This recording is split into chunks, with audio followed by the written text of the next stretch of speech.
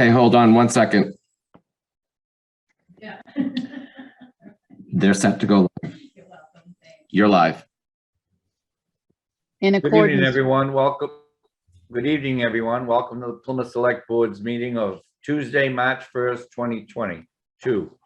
Mrs. Cavaco. in accordance with section 2475 and pursuant to chapter 20 of the Acts of 2021, this meeting will be conducted via remote means and in person. Members of the public who wish to watch the meeting may do so in the following manner. Tune into PAC TV, government cable access channels, Comcast 15 or Verizon channel 47, and watch the meeting as it is aired live, or watch the meeting live at the PAC TV website at www.pactv.org. Members of the public who wish to participate in the meeting may do so in the following manner.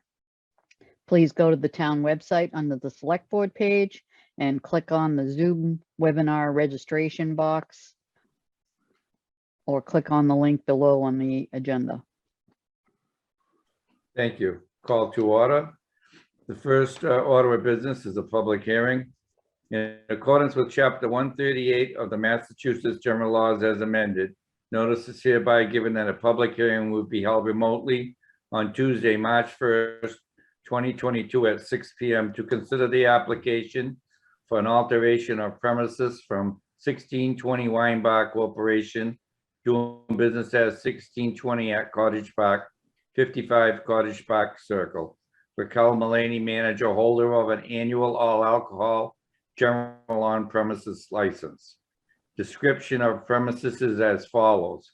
Event venue with outdoor patio. First floor has the ballroom, bar area, ceremony room, 4 bathrooms. Second floor has 3 offices and storage. The ceremony room, 2 bathrooms and a bar were added. So that's the alteration. I now declare the hearing open. And Chris, is there anyone here on behalf of the 1620 that would like to say something? Not at the moment. Okay, because last week it's, you know, when you do it this way, you can't really see. So as I said, the hearing is open. Anyone wishing to speak in favor of this application of this hearing? Chris, anyone wishing to speak in opposition? No, sir. Okay, seeing that, I'm going to bring it back to the board. Motion to approve. Second. Discussion? All those in favor? The hearing is closed and it's unanimous. Thank you. Mr. Chairman, just so maybe PAC TV can realize, Chris, you can let them know, when the date comes at the bottom of the screen, it says February 22nd. Okay, No. we'll have to cut their funding. We're gonna go to town meeting article only, I don't know, after the next election. I'm only kidding. Article 14, Agriculture Commission. Mr. Farrer, I believe.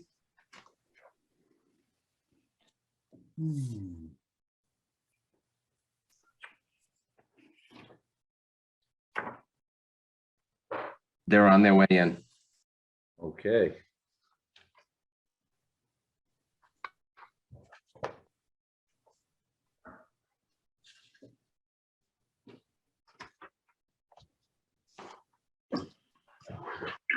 Good evening, everybody. Good evening, Mr. Farrer. How are you? I'm doing wonderful. Thank you so much for hearing Article 14. If you remember, Article 27 back in the fall was to transition the Agricultural Committee to a commission. And this is simply a housekeeping measure based on that article. And if the chairman doesn't mind, I'd like to read Article 14. That's okay? Absolutely. Excellent. To see if the town will vote to amend its town bylaw, Section 63, right to farm, by deleting Section 63, Section 2 definitions containing at least 5 acres, and inserting Mass General Law, Chapter 40, Section 8L, establishing a municipal agricultural commission, and removing Chapter 63, Section 6, Agricultural Committee, or take any other action relative thereto, including future additions, amendments, or modifications thereto, a copy of which is on file with the town clerk, or take any other action relative thereto. Simply put, Article 14 is basically to amend the town's existing right to farm bylaw to incorporate the agricultural commission's duties and responsibilities. Last week, and by the way, Rich Vaca is support staff. He is here with me tonight. And last week at Advisory and Finance Committee, they voted unanimously in favor to support this article. So we are simply looking for the select board support also, so we can move this to town meeting. I'll be happy to answer any questions. Thank you. Any questions from board members? Mr. Helm? Yeah, Patrick, under section 2 definitions, it looks to be like you are removing the language containing at least 5 acres. So it goes from the word farm shall include any parcel or contiguous parcels of land or water bodies containing at least 5 acres to no definition of the amount of space. Correct. Okay, can you talk a little bit about that? Sure, I'd be happy to. So as part of the Agricultural Commission's mission and vision statement, as well as, and I believe Rich and I have been before the select board to speak to you about civic agriculture, we are looking at 21st century farming methods and techniques, which include rooftops, vacant lots, indoor farming. And last time I checked, I don't think we have any 5-acre indoor buildings. So this is part of encouraging and advocating for alternative, or not actually alternative, innovative and 21st century farming methods. So a question for you. Say, sorry, Charlie, just to follow It's up. okay. It's okay. Say, for instance, somebody owns 2 parcels in town that are contiguous with each other, but are separate parcels. They've not been blended together. One has the house on it. One is an unbuildable lot of, let's say, 0.13 acres. Can they farm on that? Sure, yes. What And about then now the thing is again, what we want to do is get away from this conventional 19th and 20th century thinking of farming. We're not talking about 400 acres running a John Deere combine. We're talking about small lots, micro farming. Okay, So no, if somebody wants, I'm sorry, go ahead. No, I understand that, Patrick. Mhm. It's just that how is there any regulation on that 0.13 acres for livestock? Because in reading the code, livestock is allowed, cattle, poultry, swine, llamas, camels, and other domesticated animals for food and other agricultural purposes. Is there anything to prevent somebody from filling it up with chickens and roosters? Well, great question. And the thing is the Board of Health, as well as the town bylaws, have whole sections of animal control and restrictions and conditions. It's funny you should mention this, because Richard Vaca and I, we talked with Karen Keene, the Director of Public Health today. She emailed us a lot of literature regarding that very thing. And just as a side note, we discovered that there was a law, I guess, back in maybe the 20s that prohibited anyone from walking their swine along public ways and railways. I don't know, I agree with that. But anyway, so you're telling me that my concerns along these lines public health rules and bylaws take precedent over the right to farm. Yes, Absolutely. Okay, Chairman thank Quinzel, if I could, just if you look at section 6 of what the commission actually has the authority to do, and that's on page 11, it's really advisory. They have no real, this bylaw just recognizes the importance of agriculture. So they serve as facilitators. They promote agriculture. They act as advocates. They work to preserve ag land. They pursue initiatives to create sustainable agriculture, and they encourage resolution of farm disputes. So they don't have any real authority to do much of anything except really support our agricultural community. So again, this is a group that's out there to help promote, but they don't have any real enforcement. They're not allowing anything more or less than what you can already do today. Okay, thank you. Charlie? My concern, the same with Harry, is, they get it, the person moves in next door to me and brings his goats and chickens down from Bill Ricker. And, he's got a ½ acre, 3/4 acre piece of property right next to my property. And it's a problem. I've seen it in court firsthand. We've had more than 3 restraining orders because of this, because of the noise that the animals make. And it's just something we got to be real careful of. I'm a proponent on agriculture. I saw a wildlife resource up there on Long Pond Road, that reservation, and they have the community farm up there, which I think is a phenomenal idea. And I'd love to see more of that around Plymouth, where, maybe if you live in an apartment, but you want a garden, you can drive out there and have your own little piece of land to grow some vegetables. So I just want to be careful on this, that people don't take this and abuse this and really hurt their neighbors. Right, and what Lee Hartman said is absolutely true. That there's already laws on the books regarding livestock. So what this Article 14 is, doesn't give the commission any power to overturn anything like that. Any kind of changes in the bylaw would have to come through town meeting, would have to come before this board and advisory and finance. It would be a whole process like any other bylaw amendment. Now, is there any tax advantages if they're farming on the land? Well, there wouldn't be any changes to that. Okay. Like for chapter land you're talking about? Yeah. Yeah, I mean, this doesn't give the Agriculture Commission any power to create any type of chapter designation on smaller pieces. Okay, all right. All right, thank you. Mrs. You're welcome. Flacco? Just real quick, and I'm just wondering if it would be too difficult.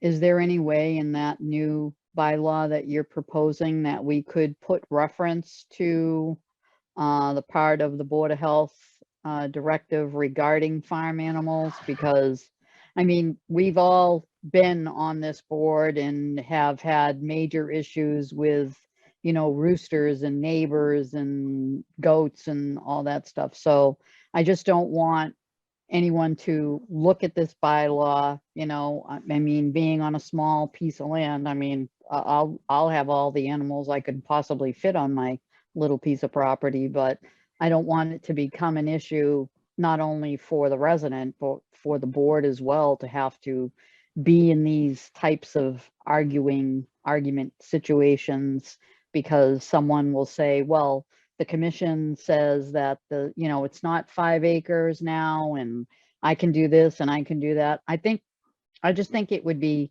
neater if we had some kind of reference to what the Board of Health says.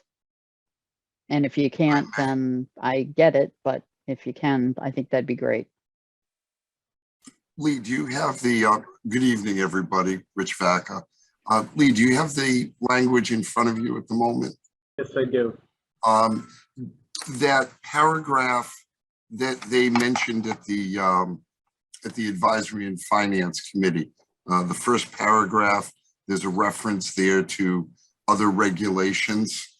Yeah, so it says, moreover, nothing in this bylaw should be deemed to authorize the acquisition of any interest of land or impose any land use regulations, which actions are properly the subject of state statute regulation or local zoning laws or vote of the town meeting.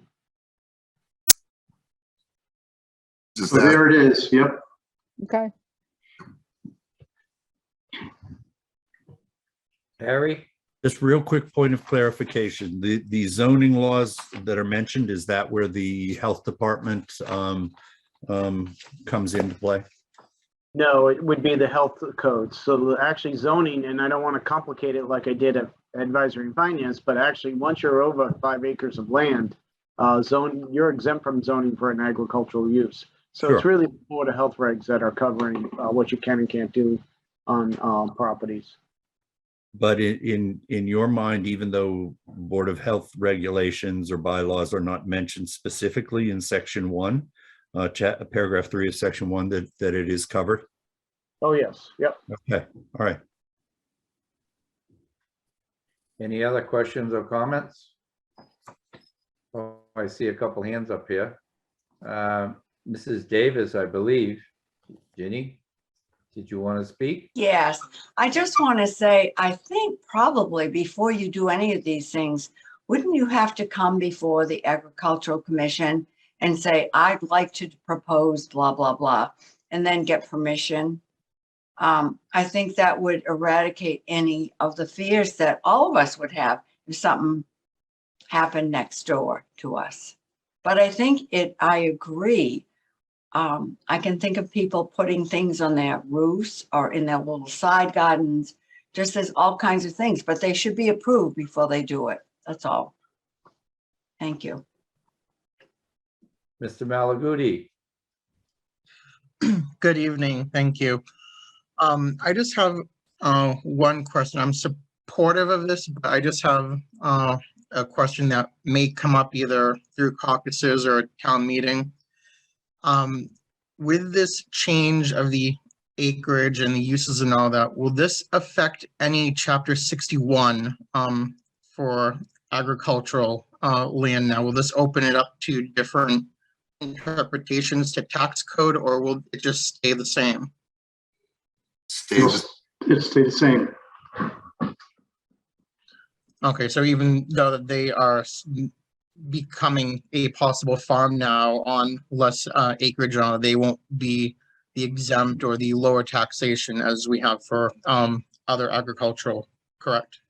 Correct. Chapter 61 requires a minimum of 5 acres. So anything in this bylaw or even anywhere else you need to have that minimum acreage to comply with Chapter 61A. And just to clarify too, Lee, Chapter 61 is a state regulation, not a local regulation. But it's a tax incentive and you have to have that minimum 5 under 61A for ag use. Great, thank you so much. Thanks, Everett. Mr. Helm? Sorry, I have one more question. In regards to Ms. Davis's question, could you, I believe she asked if under this bylaw, there is the facility that somebody who wanted to farm goes in front of the commission. Is that part of this? If you look at the language here, this group is just simply here to encourage and assist agriculture, not to make an approval to say yes or no. And it does include language that would encourage people, abutters, maybe to go through a conflict resolution through the board, through the committee, but that's it. But yes, I mean, if you want to do something more than a cat, or I'm going to say a couple chickens, you're going to be at the Board of Health getting approval from them to move forward with whatever you're doing. So it's Okay. really the Board of Health that has that control, and they have it now, and they'll have it with or without this bylaw. Okay. Thank you. Any other questions? And I think if somebody has a problem, there's gonna be a way to handle it with hearings and all, And back in the day, not to keep dragging this out, through North Plymouth where it all began, it was farm country. The actual houses I've lived in and owned were actual small farms. And if you look in the history, all Peck Ave, Centennial Street, Nix Rock Road, Standish Ave. Those are all small little farm. I mean, you know, we're not talking about a herd of cattle being next door to you. We're just giving people a right to farm and, you know, I think it's great. I think people, you know, agriculture too, and I'm in that business, but I think everything's changing for fresh and healthy and, you know, see what happens. Do I have a motion from the board? Motion to Okay. approve. I'll second it. Second, discussion. All those in favor? Right. Unanimous. Thank you all very much. All right, thank you, everybody. Have a great night. You're You up. too. Now, Thank you. 16A. Mr. Cohan, I believe. Good evening. Bill Cohan with the Community Preservation Committee. Tonight we'll be presenting Article 16A, which is the restoration rehabilitation to Stevens Field. Now, I want to take people back to 2014 when Community Preservation Committee first approached town meeting with a request for $190,000 to begin the planning process. And that article passed. The article also included the language of the formation of the Stevens Field Planning and Design Committee that was made up of residents, staff. It was made up of town meeting members, and they have worked tirelessly for a number of years. That would be Jerry Sirico, representing Precinct 3, Diane Harding, representing the neighborhood, Joan Bartlett, representing the Community Preservation Committee, Gretchen Moran, Friends of Stevens Field, David Tarantino was also on that, representing the Harbor Interest. And then we had Mike Paul representing the recreational issues. And over the years, we had Barry Bellagio and David Gould and Jonathan Beater and Nick Fela involved in this process. As the years transpired, we came up with a plan in 2016, which was the plan. We went to town meeting. We had approval on that article for $2 million to build that plan out. We started going through the permitting process back in 2016-17, and we came into a condition where the permits were going to be problematic related to elevation changes at Stevens Field in terms of building seawalls and dealing with a waterfront park. We had to start to look at that permitting process. During that time, we experienced some flooding at Stevens Field, and some recent NOAA maps have kind of directed the Community Preservation Committee and the Stevens Field Planning Design Committee to revisit the plan. Because we felt that if we were going to make investments in Stevens Field, we needed to really strategically stop moving back infrastructure, revisiting the original plan to control cost and to deal with the realities of expected sea level rises along the coast, and Stevens Field being a low-lying area, that we thought it might be best to focus our attention on pulling back the infrastructure. So a modified committee began to assemble in 2019. Obviously, the pandemic came into play and has been problematic in terms of the pace in which we could pursue this. But Stevens Field Planning and Design Committee and the interested parties met at Town Hall and at different opportunities to come up with a revised plan. That revised plan was worked on by the Town Engineering Department and eventually currently being worked on by Beals and Thomas, an outside engineering firm that's been working with the committee and staff. I want to show you the plan that we have currently. If I can share my screen, is that possible? Yes, it is, Mr. Cohen. Okay, here I go. Do what you need to do, sir. Okay, can you see that? Yes. Okay, so here is the revised plan that's focused mostly on moving infrastructure away from the water and opening up spaces for the recreational purposes. One of the things that was thought of mostly was around the baseball field, which really is at this location was originally the high school football field when the high school was on Lincoln Street in the 1960s. When the high school moved up to Oberry Street, it was renovated into a Little League field, and then modified in the 70s and 80s again to a softball field.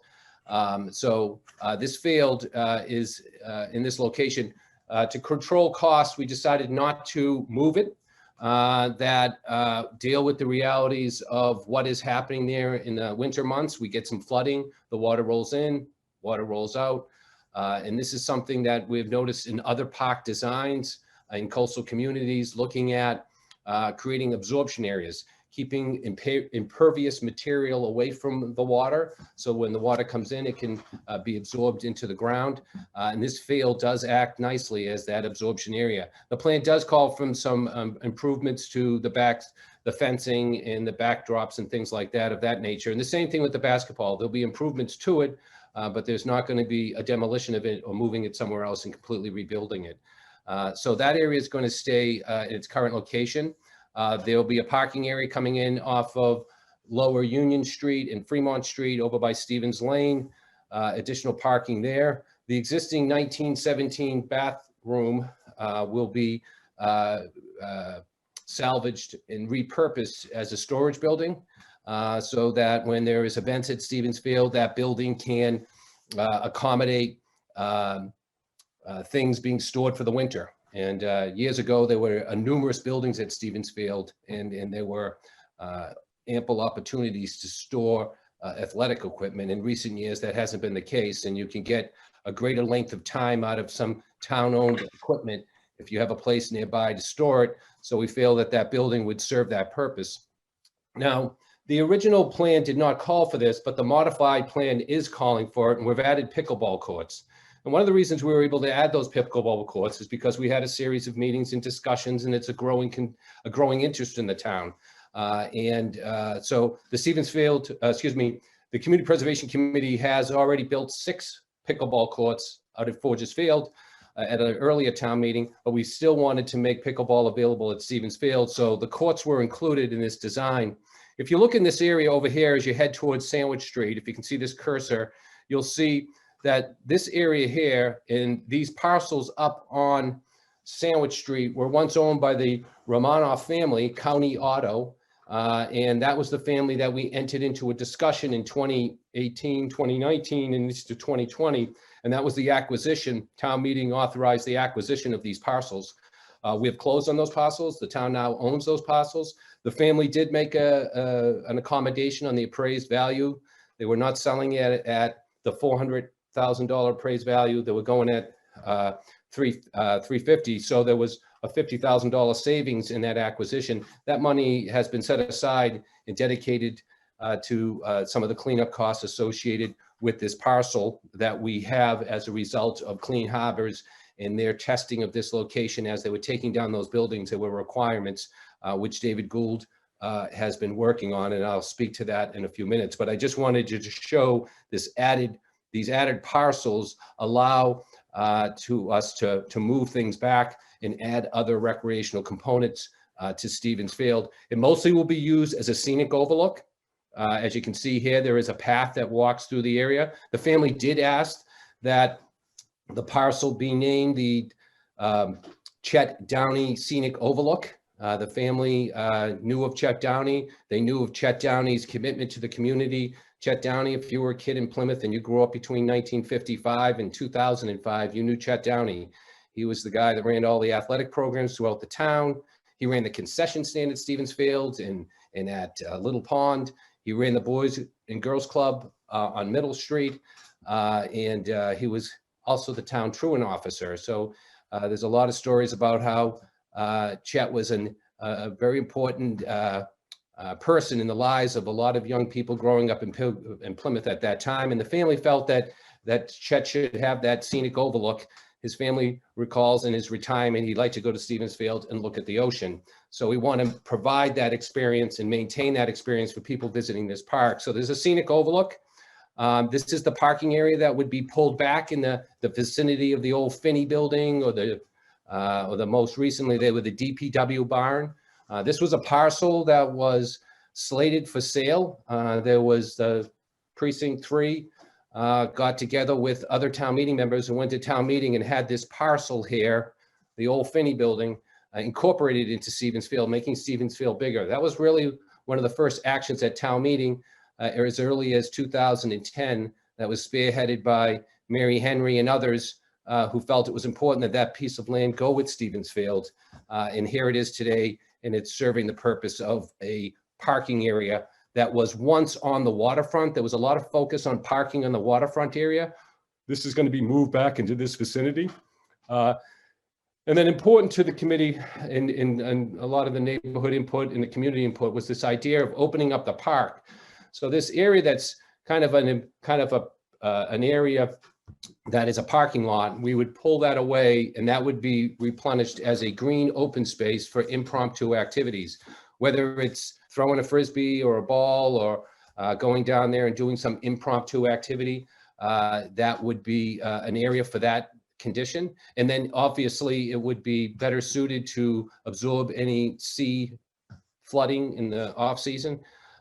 There would be maintained this darker green location. This is a mesh material that grass can grow through, but can take the weight of a very heavy vehicle so that the town has access to the water here to launch boats, and the public will have opportunities to launch boats. There'll be a turnaround point for these trailers, and the trailers, as you can see in this back parking lot, will be set up to accommodate trailer parking, kind of like the state boat ramp.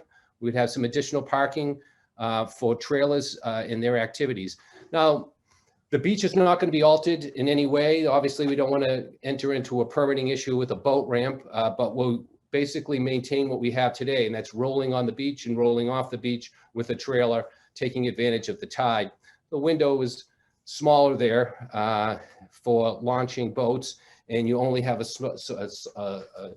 the draft there is only a couple of feet, so you can really just get a very small boat in, and your window is limited, but we still wanted to maintain that opportunity where people had free access to launch a boat and get out there and recreate on Plymouth Harbor. A lot of kayaks we see going in and out of this area, and in the fall, actually, fishermen come down and drop pots and move them, and we've been talking to some of the agricultural, aquacultural elements of the community about using parts of the storage area in this area for equipment in the off season. So the maritime experience with Stevensfield would be maintained. We don't want to encroach on that, but we did want to move all this parking in this back location. The existing bathhouse and concession stand would stay where it is with some minor improvements to the building. We would add a pergola off the back, a sitting area, so you can either look out at the ocean, enjoy, the vistas of the ocean from this pergola, or if you have children that are playing in this playground area, that they would have ability to get shade in this area, the playground area. There'll be parking and very close to the play area, so people can get to the play area safely. The play area is going to be moved away from its current location where it's over here. It's going to be moved to a higher elevation away from the water. This area here has prone flooding. This area will be mostly picnic benches and opportunities kind of for people go out, put out a chair, look at the ocean, read a book. It's kind of an open space area with picnic tables. There will be a recreational path that goes around the park, as you can see it over here by the duck pond. This duck pond will be improved and cleaned up. There's some invasive species in the area called Phragmites that have grown. That would be removed. There's a little bench here, right here, and that bench is dedicated to the Bangs family that built this part of Stevensfield in the 1920s. So it's a kind of a trivia pursuit question. Where's Bangs Park? And it's a little park within Stevensfield over in this vicinity here. So this is the other entrance to Stevensfield coming out onto Sandwich Street. We're incorporating sidewalks on both sides coming into this area, not only rotating around the playground area and the duck pond and through Bangs Park, but also continuing through the park and out onto Union or Fremont Street or Stevens Lane. So we do have a network of paths that take you through the park if you're jogging through or bicycling through. And then this area here is the playground. Now the playground Nick Villa with the Parks Department has been working for some time with different firms about the design. And the design of this will be sensitive to ADA compliancy and beyond, meaning that we're going to have equipment there that if someone has a highly, mobility issues are curtailed in the form, if you're in a wheelchair or something like that, there'll be equipment for kids in swings for someone who is in a wheelchair or who has mobility issues.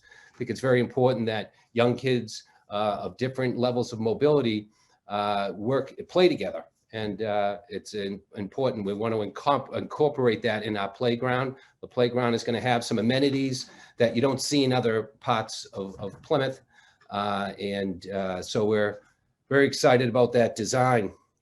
Now, I guess one of the things that we're looking at too, and Dickie Quintal mentioned it last week, is the lighting. The lighting will be solar. It's a good approach, cost-saving measures, but also you have groundwater issues when you start digging around Stevens Field with conduit. You probably run into some water issues, so we're going to avoid that and go with the suggestion to focus on the solar components. One of the other elements to Stevens Field here is another open green space here that will be a field, a flat level field. We're going to have electrical service to this location. It was important for the committee that they had some sort of functional space. We realize that Stevens Field is not just this neighborhood park, that it is a park that is a town destination for residents and area people coming into Plymouth, and that this venue is a supportive venue to waterfront activity. If there's a parade or if there is a festival downtown, Stevens Field picks up a lot of the parking. It does pick up some of the logistics, road races, things of that nature. So the idea is to have this function space for these temporary events that take place, and having electrical power to this if you were to have a road race or if you were to have movie night or some sort of recreational program. We also wanted to make sure that this area was supportive of a skating rink, seasonal skating rink possibility location, by making sure we had electrical power in that it has an area for to support that. And that when we start going to design spec level, that will make sure that this area is, the committee wanted to leave it in a condition that if the town wanted to do something here, they could. If they wanted to do some structural permanent skating rink or some other venue, we wanted to leave this site in the condition that the town could do something like that in the future without any, we weren't doing anything to make it hard for the town to use this in some supportive way to for other activities in the future. That is the design. I went through it. I start to take questions before we go into the cost estimates. Was anybody had any questions about the design so far? Any questions from Charlie. the board? Yeah. Go ahead, Charlie. Yeah, Billy, it looks great, and I'm very excited for this. I've been waiting for this for years. I like the solar lighting is a great idea. The PGDC has been doing that for years in all their parking lots, and they work well. When Nelson Park was done, it was such a huge hit. My kids were younger then. I used to bring them down there, and they're older now, but it was such a huge hit down there. But the only problem, and I hope we don't run into the same problem here, is parking. Down at Nelson Park had 49 parking spaces, and it was a nightmare. It was a nightmare for the PGDC, the media enforcers. People were parking everywhere in the grass. We put rocks up there to stop them. So we ended up, luckily, we've been able to, for all these years, we've been leasing, PGDC leases those dirt parking lots. They're free, and we leased that for the overflow for Nelson Park. And a lot of people don't know about that, but that's how that parking came to fruition, is because of the inadequacy of the parking at Nelson Park. Now, it was because it was such a hit. My question here, I'm hoping this is a big hit too. How many parking spaces, Billy, do we have in this field? Okay, so that's a very good question because it was a lengthy discussion with the Stevensville Planning and Design Committee. We went out and looked at the existing area. It's an undefined parking space, but we wanted to get an estimate of what what the location was accommodating. It was close to 80 parking spaces. So when we designed the parking that you see today, it's at 86 spaces. And we knew that this, we know that when we build out the park and it's improved, that we're going to get a higher level of traffic. So we're anticipating that these parking spaces will handle that with great ease. But more importantly, we went beyond that and pushing close to 90 parking spaces. We wanted to be supportive of events in downtown Plymouth because we know that when there's a big event in downtown Plymouth, fireworks and parades, people will go to Stevensfield and they'll park.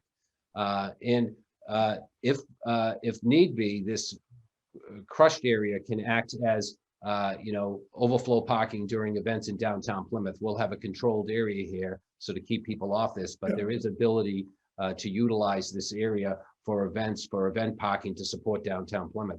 So there was a great discussion about parking at this location, recognizing it was not just about absorbing parking for the people visiting Stevensfield, but also supporting activities in downtown Plymouth. Because your parking, the park that you speak of, Nelson Park, is kind of the sister ship to Stevensfield.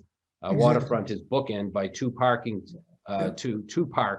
and both of them do attract quite a few people. But in the interim, they'll support activities that take place on our waterfront. I mean, I see the little launching boats. You're not going to have big boats, but I think kayaks, it's going to be huge for kayaks. Yeah. And you don't need Quite a a few. trailer. Yeah, you don't need a trailer for a kayak, but We've had people come down with trailers with multiple kayaks, and they launch them in their clubs and their groups, and they go out. So we've seen that. So I'm concerned that you're going to see people, if they don't care, they're going to park anywhere. So they're going to park all over this lawn right here. And I just don't want to see it get destroyed, but just be prepared. So that was a discussion of the Stevensfield Planning Design Group very recently in the last couple of meetings, saying, we need to take baby steps here, and we want to make sure people can get down and drop a boat, but we're going to have signs there that say, now you need to take your car and put it here. This is the area which is designated, and see how that goes, because we don't want this area that's designed for an open field to become encroached upon by vehicles. But at the same time, we want to be flexible for those events that might happen downtown. What about up top here? Is there any parking where the auto parts place was? No, this is just going to be, that's a hill. There's a hill there. Okay, right, yeah. And so the grade of it is not really conducive. Plus the level of cleanup that we were required to do under Mass DEP, we're going to deed restrict it so that you can't put a building on it, because that would require a level of mitigation that was not sought. The type of mitigation that we're looking at with Mass DEP is to pretty much cap it and just kind of have this path that as you're walking down Sandwich Street, you can stop, walk in, and there'll be benches. There's actually going to be storyboards there in the park that will describe the history of Stevensfield and kind of maps of what you're looking out. There's the Gurnett, there's Long Beach, there's the harbor. So there'll be like information there. So it'll be kind of a walk through, sit down, look out information area, but we're not going to be looking at altering that for parking. Right. But this is going to be with this completed and what you're anticipated to get this done. Oh, so I got my estimates here. Did anybody want to add any other questions before we move on to that segment? Well, I just wanted to say this, I'll end with this, and you can talk about numbers and all that. This is going to be a great for these people that like to walk and like to bike. Start right here. You go right down the waterfront, right to Nelson, then go right down the bike trail, down the Cottage, and then come back. That's a nice little safe loop, for bikers and walkers. So this is completed. This will be a nice little touch for the town. So, it definitely will be, because it's amazing when you talk to people about when you talk to people all over the town of Plymouth, and some people who visit Plymouth, they talk about experiences at Stevensfield and how important it is to their growing up in the area and going down, because let's face it, there's limited waterfront access for 67,000 people in Plymouth. Waterfront property is becoming more and more expensive. The experience for the residents is limited. The beaches are taking their hit in terms of some of the maintenance issues. And we're seeing more and more each year people going to Stevens Field because, as we know, we're not buying a lot of oceanfront property for the town of Plymouth and its residents and giving the town of Plymouth more access to the ocean. So anywhere we do have access to the ocean, we should maximize that for the residents, especially when it's in a downtown supporting the economic And viability. now we got stuff for everybody, for the seniors, the pickleball, not seniors, but actually the seniors like it too, but you got activities for the kids. You get kayak boating stuff for all ages. So this is going to be nice when it's done. Yep.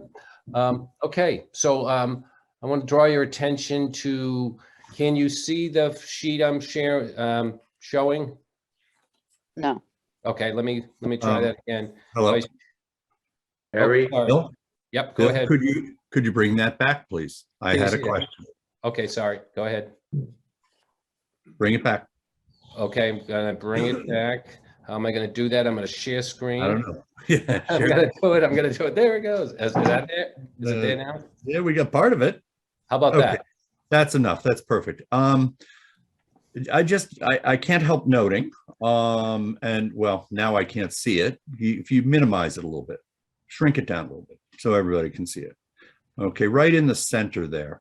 Currently there is it's called a roadway that goes basically from the Union Street area all the way through the Park and Dog Legs up onto Sandwich Street. And I see that in the current plan, you no longer can traverse the entire park. Okay, I'd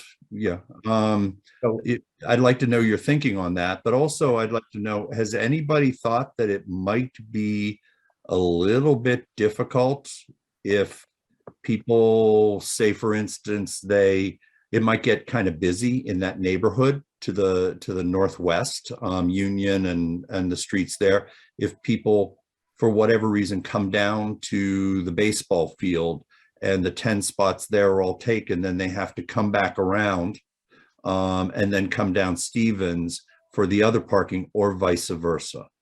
Correct. So the traffic flow issue became a big discussion with the neighborhood and with the Stevens Field Planning and Design Committee. Now, for the longest point in time, this area was always gated. Always gated. There was a gate down there. It was only opened on different occasions, but very limited.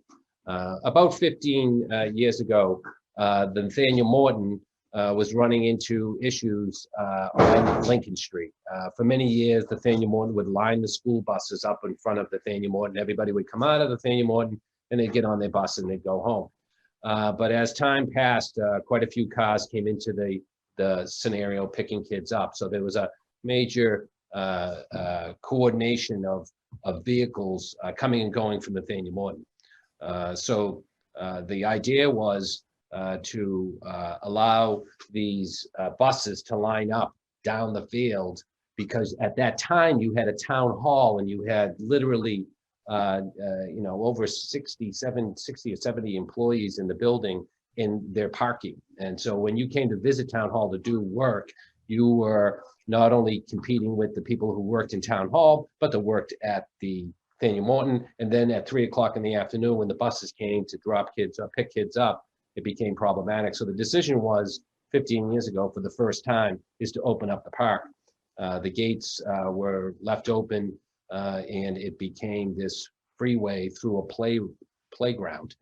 So it's something that the committee was Stevens Field Planning and Design did not want to see this as a cut through anymore.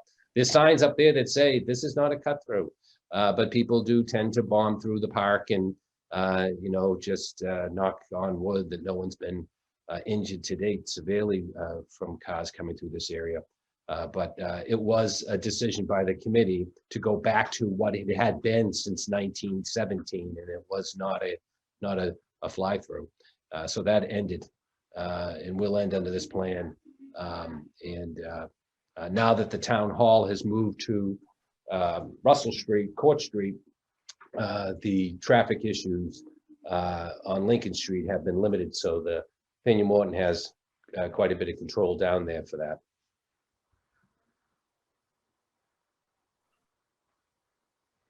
Just real quick for clarification, Bill, I just want you to know, I'm not questioning the shutting down of a throughway.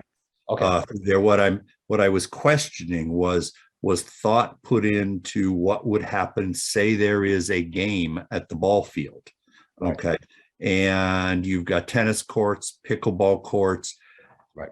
Thought was put in, and the neighbors understand that there will be people who will come down looking for one of those 10 spots, not be able to get it and come back, immediately. So the traffic could get a little bit interesting, and the neighbors are okay with that. It was discussed by the neighborhood, and they recognized that people may be coming up Fremont Street or coming down Fremont Street as associated with this park. It was understood, but the feeling in the neighborhood was greater concern of the safety. So yeah, the neighborhood did talk about it, but in the end, they felt that it was more important that people come into the park from different angles. That was their hope. Thank you. Okay. All right, let me see if I can stop sharing this and share something else. Okay.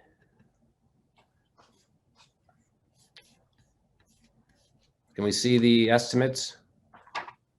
Can you see that? Yeah. Okay, so Stevens Field worked with Bales and Thomas Engineering. And Bales and Thomas worked with the committee on the design, and then they started taking these costs out for estimates. Also, they recently, just this past week, been meeting with the Department of Public Works, JB, meeting with Nick Vela, who runs parks, David Gould, who's over in the Office of Marine Environmental Affairs, along with Lynn Barrett and Lee Hartman. There was wanted to make sure that that the estimates were going to cover the expected cost of what is being proposed.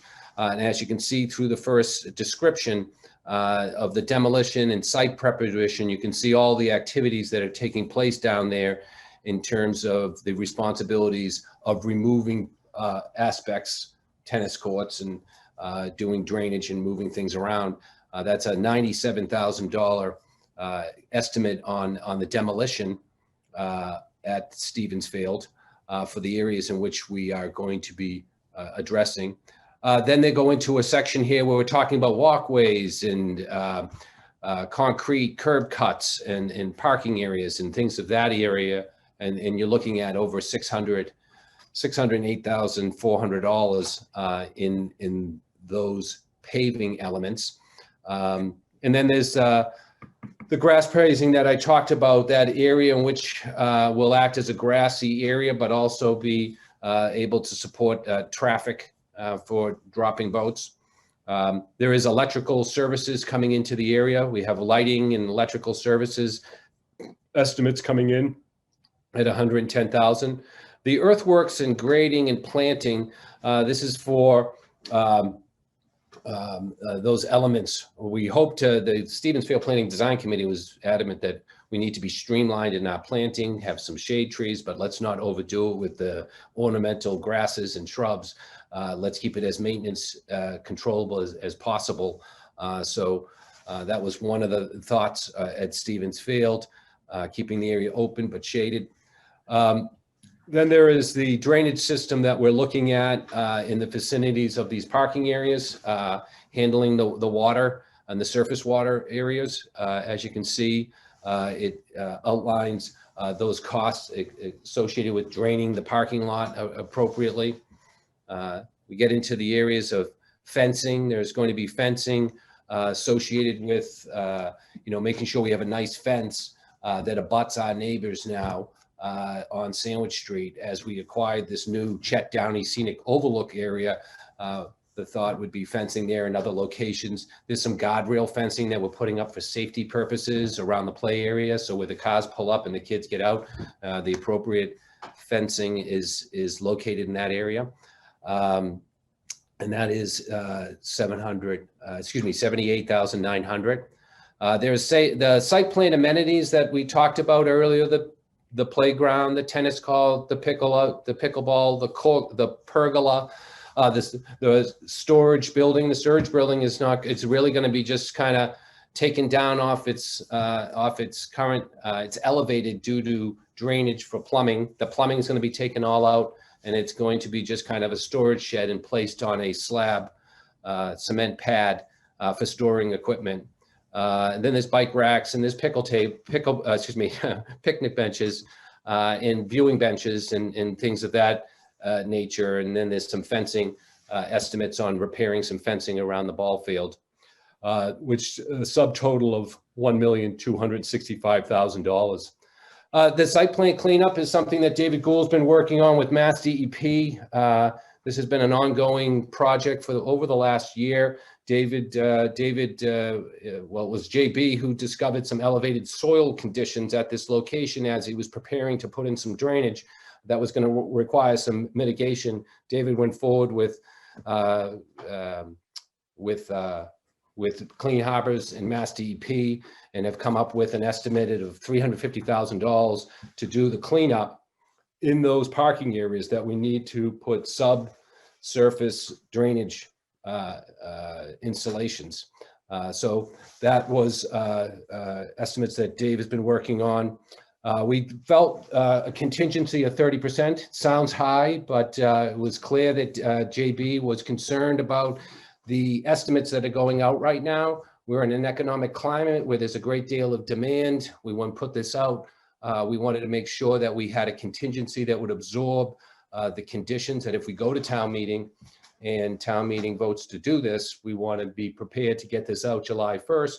And JB wanted to make sure that that we were reflective of what he's seeing right now in real time. So it was great to have David Gould and JB working with Beals and Thomas, because these guys are in the office doing their estimates based on, 6 months ago, and JB is dealing with a reality in real time right now. So we wanted to make that accommodation of a 30% contingency at $1,221,500. And then there's the final specs and design and engineering. That brings the total cost to $4,926,500. Now, don't forget, you have that article from 2015, Article 16B, which set aside $2 million. There is just a little less than $2 million still in that account from town meeting. That is $1,998,000. So if you take that $1,998,000 and you deduct it from the $4,926,500, you come down to $2,937,500. That $2,937,500 is what we're going to need. The Community Preservation Committee has voted to send this article to town meeting at $2,950,000, just to build a little buffer into that element. Lynn Barrett has joined us, so if I have overstepped anything, Lynn, feel free to clarify me. Now, I just wanted to make sure that the article that remains has $1,980,000 in it. Sorry. That's okay. Okay, so these are the cost estimates, and as I said before, it's really exciting to get to this point in time with a plan that the committee has come up with. It's exciting to sit down with staff and get their enthusiasm for moving forward on this park. It's a park that has been long slated for these renovations. It's amazing, even in the current condition, people go down to that park and they use it every day. And when the weather is great, it even gets, it gets heavy traffic. So it's about time that we knuckle down and do what we could do to get the ball rolling at Stevens Field. So I hope that you support it. And if you have any further questions, I'm here and available. Thank you. Bill, can you drop the screen down so I can see who's out there? Thank you very much. Mr. Helm? You muted, Harry. Thanks, Charlie. The materials that we received in the packet at the end of last week on Friday have the total construction costs at $2,973,000.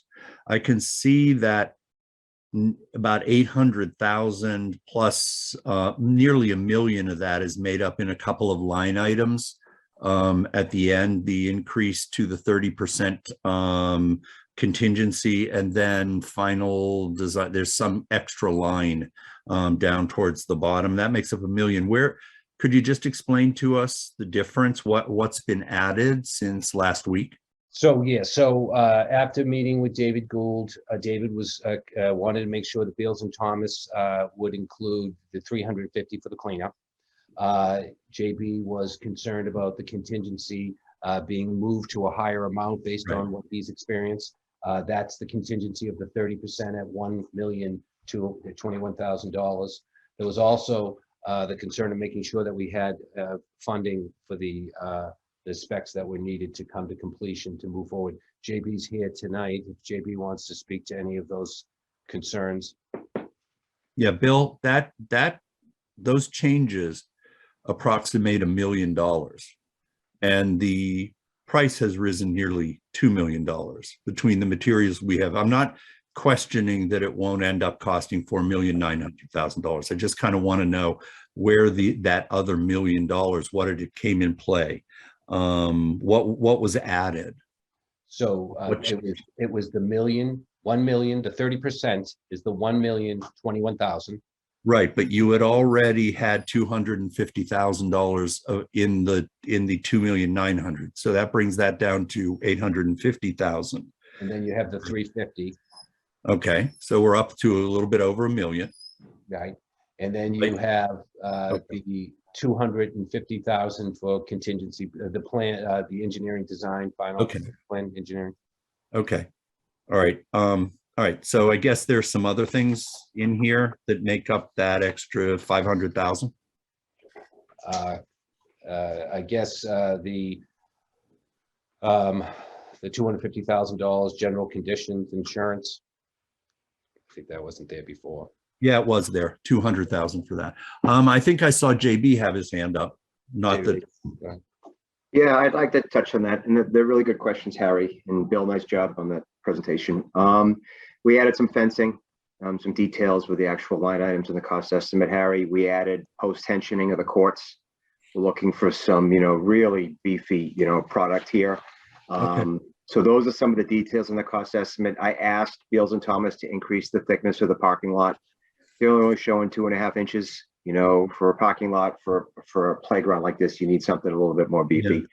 So those are some of the details within the line items, and I'm sure if you compare and contrast the two, Harry, once you see them, you'll see those differences. But as Bill mentioned, it was critical, given the market right now, that we had a healthy contingency, especially when we don't think we'll bid this until the fall, this summer, this fall. So, it's a very competitive market out there, so we want to make sure we have enough money.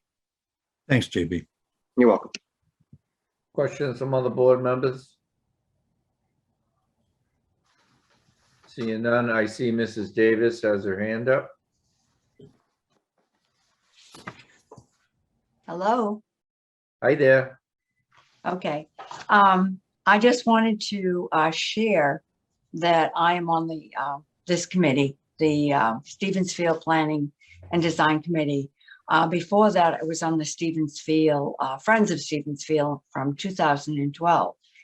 And I'm 80 years old. And as a young child, I took swimming lessons from Midge Knight at Stevens Field, swam with the tide and swam with the sewer because we didn't have the sewer system we have now.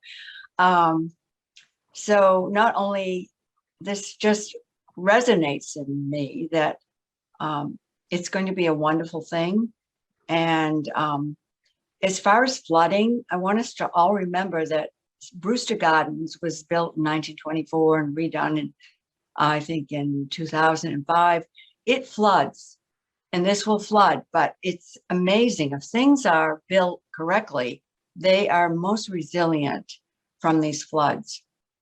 The other thing I want us to recall, and Mike Paul, who's on our committee, also reminded us all of Forges Field, which is so spectacular, and how there everyone parks, and even handicapped people come in their wheelchairs and they go to the fields.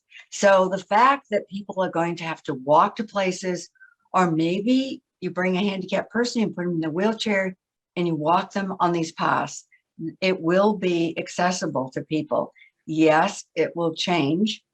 And people say, well, I can't park where I used to, but things change, so be it. So I just want to say that I appreciate all the questions that you've asked. They've been wonderful, all of them, and that you will support this project because it will be great. And as far as parking, again, when you think of it now, Stevens Field, the parking lot that's there, none of us have been able to use because it was used by the town. And once that opens up, it will allow much more parking. And, you know, if you ever travel and you go to Europe and you go to a village, you have to park. If you're handicapped, there's some handicap parking, but you walk or you get there some other way. And just like the Agriculture Commission wanted us to all think of agriculture in a different way, I think we have to think of this in a different way. So thank you for allowing me to speak in support of this. I hope I live to see it. I'm 80, going to be 81. I'm very healthy, but I'll be very excited when this opens up as a new park. So thank you. Thank you. Bill, I want to start by saying thank you to you and your committee. And thank you for all the time and effort that you put into these projects. I know you really put your whole heart and soul into this community, and I want to say thank you. Thank you. That being said, I also want you to forgive me for not calling you today because I was in negotiations for leaking out of that for almost 5.5 hours. So it just, and so can Lynn, she was there also. Probably spared yourself getting stuck on the phone with me. Yeah. Okay, so I just have a few quick comments or questions. One, and I may have missed it. Do you have a flagpole going in your new park? American flagpole? There is a flagpole. There was a flagpole in the outer field, so there will be a flagpole. But Flagpole there? that's a good thing to know to get on the plan to make sure that happens. Thank you. And the second thing I noticed in here, it says a bike rack, and I'm not positive, but the PGDC may have a few extras and maybe they don't. Because I know at the time we'd got a bunch, right, Charlie? You I might think they have do. some. Yeah, Would be a nice little donation, so. yes. Thank you. So you can save money there. Good. And then the last question, if this is approved at town meeting, which I hope it is, who will be the clerk of the works, Bill? Are you gonna turn it over to JB? Yeah, that's David. It's gonna come out of the Department of Public Works, and that will be JB. But JB is gonna be Nick Fela, in Parks is gonna be spearheading that with JB. We will do what we usually do, anything we can do to support them. We do have an article that is designed that it does reference the Stevensfield Planning Design Committee, that if there's any major changes, they have to come back to the committee to run those changes. But in the end, the town is going to be moving forward on this, and we'll do whatever we can to support them. Since you're here, JB, is that cool with you? Yeah, very cool. So as okay. Bill said, and everybody's on board with this, is, you know, we're All right. successful at town meeting. We'll take this and get it out to bid and put shovels in the ground as soon as we can, everybody. Great. What, the last thing I just want to comment on, sooner or later, I believe you'll probably see headquarters go by the wayside for a couple of different reasons. We won't get into it tonight. But if that does happen, this will be another piece to this puzzle. I'm hoping and assuming. Yeah, absolutely. Okay. Paying attention to that. Okay, so you've designed it, I guess, where the possibility if it comes online, to be part of the park at a future date, you're all ready for it. Yeah, we're not doing anything that would inhibit that. Okay. All right, okay. Any other questions from the board? Mrs. Cavaco and then Mr. Helm? No questions really, but I am the liaison for the CPC, and I have to echo your accolades, Chairman Quintal, that this group has done an enormous amount of work for this property. And I think it's going to be a great addition to the town. I mean, we know that we've tried to have things there, and it does complement, you know, downtown, any kind of whatever we have going on. People are always there, and there's been plenty of parking. I mean, when there's ever an event, they're not gonna be able to fit everyone, but where in Plymouth would they ever be able to fit everyone that wants to come? So I just want folks to know that, you know, as the liaison for CPC, that this group has done an enormous amount of great work. They've had a lot of outreach. I'm thrilled to hear that once it's approved through town meeting, it'll go right under Mr. Beater's little wing, and Nick Fiella will be taking over the project. I love the way Bill makes last names, and I have to wonder if we have a new staff member every now and then. So Nick's great. He does a great job with our parks, and I support this completely. And Harry, did you have your hand up? I sure did. Sorry, I just had to deal with Okay. a little issue here. Bill, funding. Is any of this borrowing, or is it coming out of the CPC accounts, whether currently available or coming to us in this coming year? The language of the article does reference borrowing, and we will be borrowing a component. And if Lynn wants to speak to that any further, she can. Yeah, so this article is structured in such a way that it's making an amendment to the original article, which has the 1,980,000 left. So it's increasing the authorization to borrow for this project. And as we did with the courthouse and the meeting house project, over the years, we'll pay down that debt with available funds from this CPC fund and not long-term borrow for this project. Mrs. Cavaco? Is there going to be any availability for grants? Do you know, Lynn? So we were looking at self-help. There's a parks grant, and we looked at some of the stipulations, and some of the requirements, if we were to apply for, would generate a cost higher than the grant money that we were looking at. It wasn't a good fit. But you know, we did look at it, and we will continue to look at other options as they develop, because like we said, you know, this isn't going, like JB mentioned, it's not going to bid until after July 1st. So we'll continue to look for other grants that might be a better fit for Stevensville. We haven't given up on that endeavor, but we have nothing, we haven't zeroed in on anything right now. Great. Any other questions, comments? Do we have a motion? Motion to approve Article 16A. I'll second. Second, discussion. All those in favor? Unanimous. Thank you very much. Mr. Cohan. Thank you very much. Good job. Thank you. Article 7A, operating budget. Ms. Barrett? Hi, so what I provided to you guys tonight was basically two items. One is requesting you to vote an amendment to Article 7A. As you know, the budget was presented to you in December.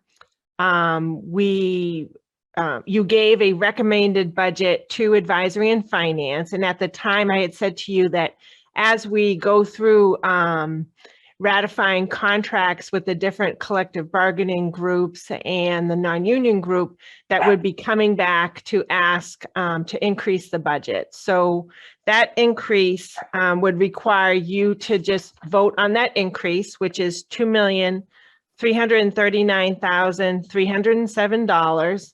That's an increase to the salary reserve budget.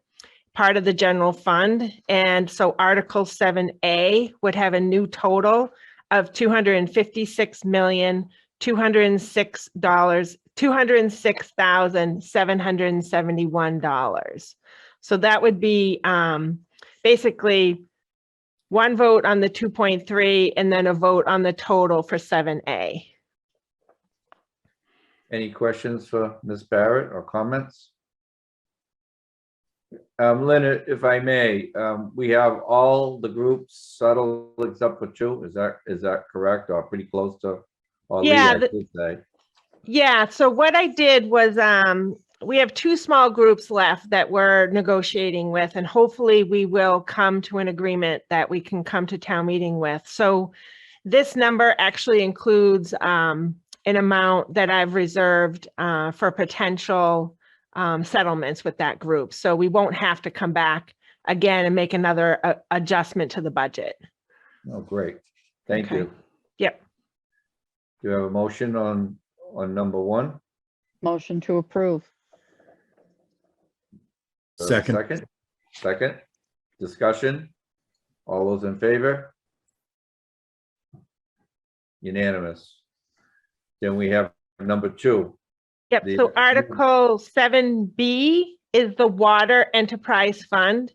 And Article 7B, C, D, E, and F, those are each of the enterprise fund budgets. None of those budgets have changed since you voted the budget in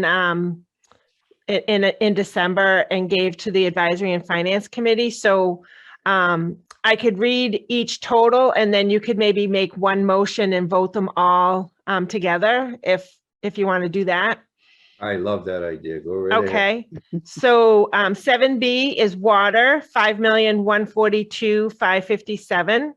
7C would be sewer, 8,124,779. 7D is solid waste, $815,019. 7E is the airport, $2,889,188. And then 7F is the cable enterprise fund for $1,495,000. Thank you, Lynn. Is there any questions on any of these articles that Lynn just read off? And that's in your packets? No? I just have one comment, Lynn, on the cable one. Sure. I noticed there's a drop in revenue, and I understand that, but I mean, is that something we should keep an eye on? I guess, what happens if it goes down enough where it can't support the budgets that they're used to, like the school and back TV, right? Yeah, it's definitely something to be concerned about and something that, we've talked about internally with PAC TV, with the Cable Advisory Committee, and with the schools. I mean, they've recognized it and mentioned it in their budget discussions with the school committee and advisory and finance, because customers are no longer Right. necessarily, going with cable and paying that little fee that gets added to the bill that we end up getting a portion of. So, it is concerning, and I think it is something that we'll have to look at, for the future. So, and that's the reason for the decrease here in that. Right. So do you think, and we don't have to start this now, but do you think in the future, maybe next year, start socking a little aside? So as these things drop off, we can keep going, or have you really given it any thought, or am I like just way too early? Well, I think what we'd like to do is probably work internally, like with the schools and with PAC TV, to maybe brainstorm some ideas. And, maybe once our new town manager is here, he may have some ideas. So definitely it is something that, we should look at for the future. Okay, so I think board will put it on our goal list. That way they were proactive instead of reactive, and that's where I'm really going with it. So. Sure. Yep. Okay, great. Do we have a motion? Motion to approve 7B, C, D, E, and F. Second that motion. Second, discussion? All those in favor? Unanimous. Thank you, Lynn. Thank you very much. Good evening. Okay, now we're gonna go to virtual town meeting. And Lee, before we get started, I know Mr. Trifoletti wanted to speak, which should be coming up in probably a minute. Would you just tell us how we got here, what we've already, doing, what we can't do, because we did get a memo from council right before the meeting tonight. So everybody just brings everybody up to speed, so everybody knows where we're at. Sure. So at a couple of meetings ago, Mr. Trifoletti asked you to allow for the option of a virtual meeting, which requires a vote of town meeting to support that. So at that meeting, the board voted to allow and authorize to go ahead with a virtual meeting of town meeting. As we discussed it, we realized that if that vote wasn't successful at town meeting, we would have to reschedule and repost the warrant and go through the whole legal procedure for declaring a new town meeting. So we went back to you at the last meeting with a revised memo that said, you voted previously to allow this to be in person, but just in case town meeting, in person, virtually, and just in case town meeting votes not to go virtually, we had a second option, which would be to postpone it for 2 weeks and allow us to assemble the team we need to put together, the room we needed to do for the logistics of an in-person meeting. And so that was the discussion last night. I again talked to town council today about the issue. I know that there's been discussion about a hybrid. Town council Mark Rich is adamant that the language that the state crafted was narrowly crafted to allow for this exception, which is the virtual meeting, that there were really no language at all that says you can do a hybrid. And his term is, it would be very risky to do a hybrid type meeting since there's no reference to any alternate, adequate alternate provisions for that hybrid. And he also went on to say that language is expressly included in the open meeting law for groups like the select board, planning board, and those groups. But that language was not included in the legislation that allowed for a virtual meeting. So again, the hybrid option, I think he's very definitive on, is not an option for town meeting. He's not aware of any other communities that have ever decided to do that. So tonight, the decision before you is really one of two. One would be to rescind your previous vote to allow for the virtual meeting and go straight to a live meeting, or the second would be to approve a revised memo that would allow for the virtual meeting to start, and should town meeting decide not to go ahead with a virtual meeting, that they could then go ahead on a recess for 2 weeks and come back in a live format. Okay, Mr. Trifoletti, welcome. Yes, good evening. Thank you, Chairman Quintal and members of the Select Board. I'm delighted to be back before you. As you may recall, initially in early January, when we began to aggressively plan for our spring annual town meeting, I had determined that the option for town meeting members to participate remotely would be desirable. I contacted the legislative delegation, and they worked with the legislature and ultimately with the governor. I then appeared before the Board of Health, which you appointed, and they voted unanimously to recommend that town meeting participate remotely with a virtual town meeting. As Lee Hartman stated, you did vote 3-2 in support of that, and the statute does require notice and posting. So I understood last week that in your administrative notes that was going to be considered. I have contacted the various groups that support us: PAC TV, OTI, Technology, the Virtual Voters, the school department, town council, and it was determined that if we needed to meet in person after April 2nd, that the next available date would be Saturday, April 16 at 8 a.m. I did attend 2 committee of precinct chair meetings, most recently the one a few weeks ago in February. I did review the survey that was conducted. It was an interesting survey because it included a hybrid question. And certainly while that is a concept that is supported by a majority of town meeting members. I have reviewed it with town council, and as Lee Hartman said, the hybrid is not an option, at least not for this town meeting. Whether it would be for a future town meeting would depend on whether or not the legislation were changed. With respect to the remainder of the survey, not all town meeting members were surveyed, but those that were, it was fairly divided between those who wanted in person, those who wanted to participate remotely. There were a few more who were surveyed who wanted in person, but of course the only vote that would control would be that at town meeting if we have that available as an option for town meeting members to decide. I would also note that the Committee of Precinct Chairs did not vote whether to support an in-person or a virtual town meeting. There were a minority of members of the Committee of Precinct Chairs who did speak at the meeting, but we never had a vote, nor do we hear from a majority of the members of the Committee of Precinct Chairs. Today, I did contact Dr. Potvin, Chair of the Board of Health. I asked him whether or not he thought that his board would be reconsidering their vote. He did not.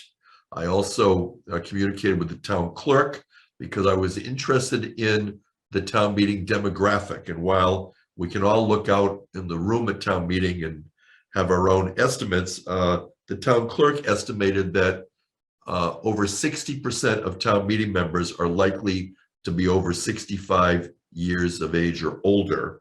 And we can certainly quantify that.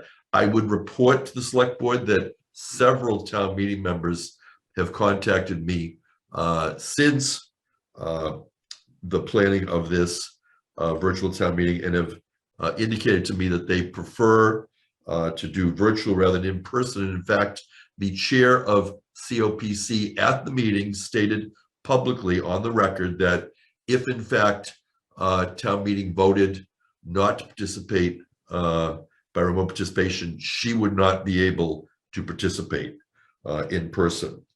And finally, the one thing that Mr. Hartman did not mention is that if for any reason either the select board does not allow town meeting members the option to decide for themselves whether they want the virtual, or if in fact town meeting members do not vote for the virtual option. You may recall from 2 years ago when COVID first hit me at a shutdown that the moderator has statutory authority to continue town meeting for up to 30 days at a time if the moderator determines that it is not safe or healthy for town meeting members to assemble and meet in person. So that is something which I would have to review if town meeting members were not to vote for a virtual town meeting on April 2nd. But I wanted to remind the select board of that since many of you may not have been on the board 2 years ago when we had several continuances of town meeting. You may recall I continued from April to May, May to June, June to July, and finally July to August when we finally had a virtual town meeting as a result of the enabling legislation. So that would be my initial presentation for this evening. I'd be happy to answer any questions that the board may have or anyone else may have. Any questions from the board for Mr. Trifiletti?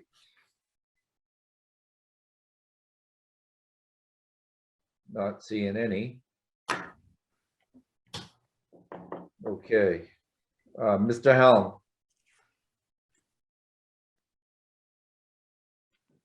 Just real quick before we go any further, this is more of a housekeeping sort of thing.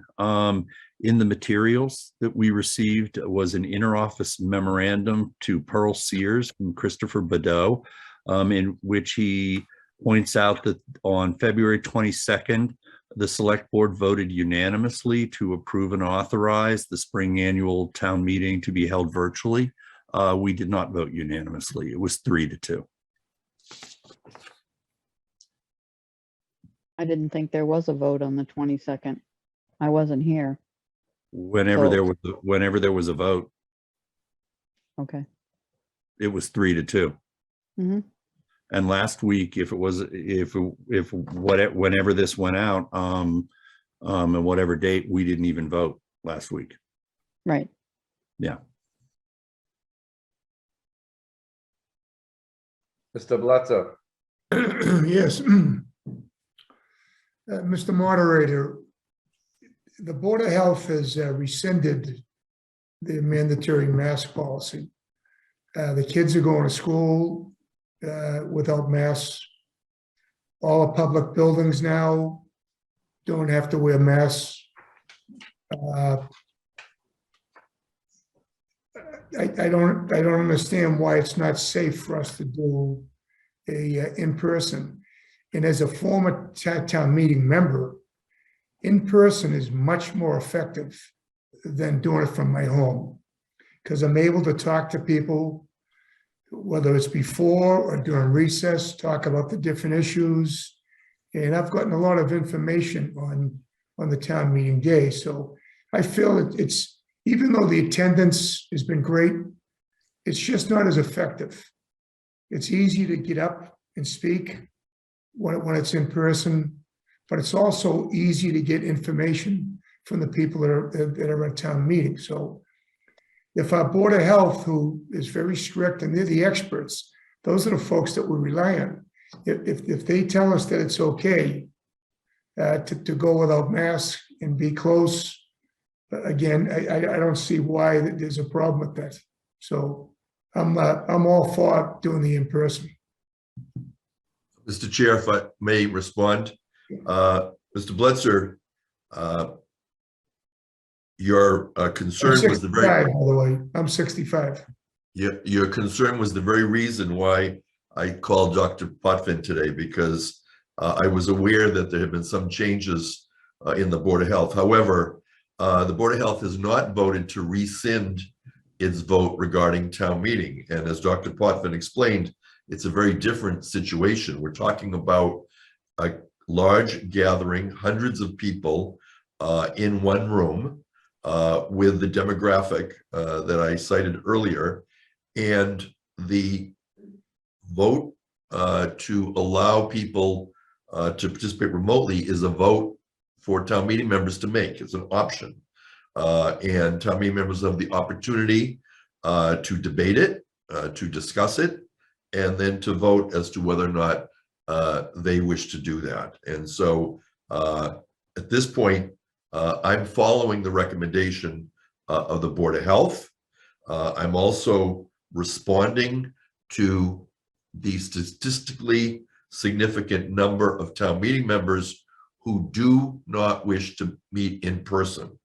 And so for those reasons, I continue to endorse your earlier vote, the Select Board's earlier vote to allow town meeting members to be able to utilize the recently passed enabling legislation that would allow them the option to participate virtually if that's what they choose to do on April 2nd.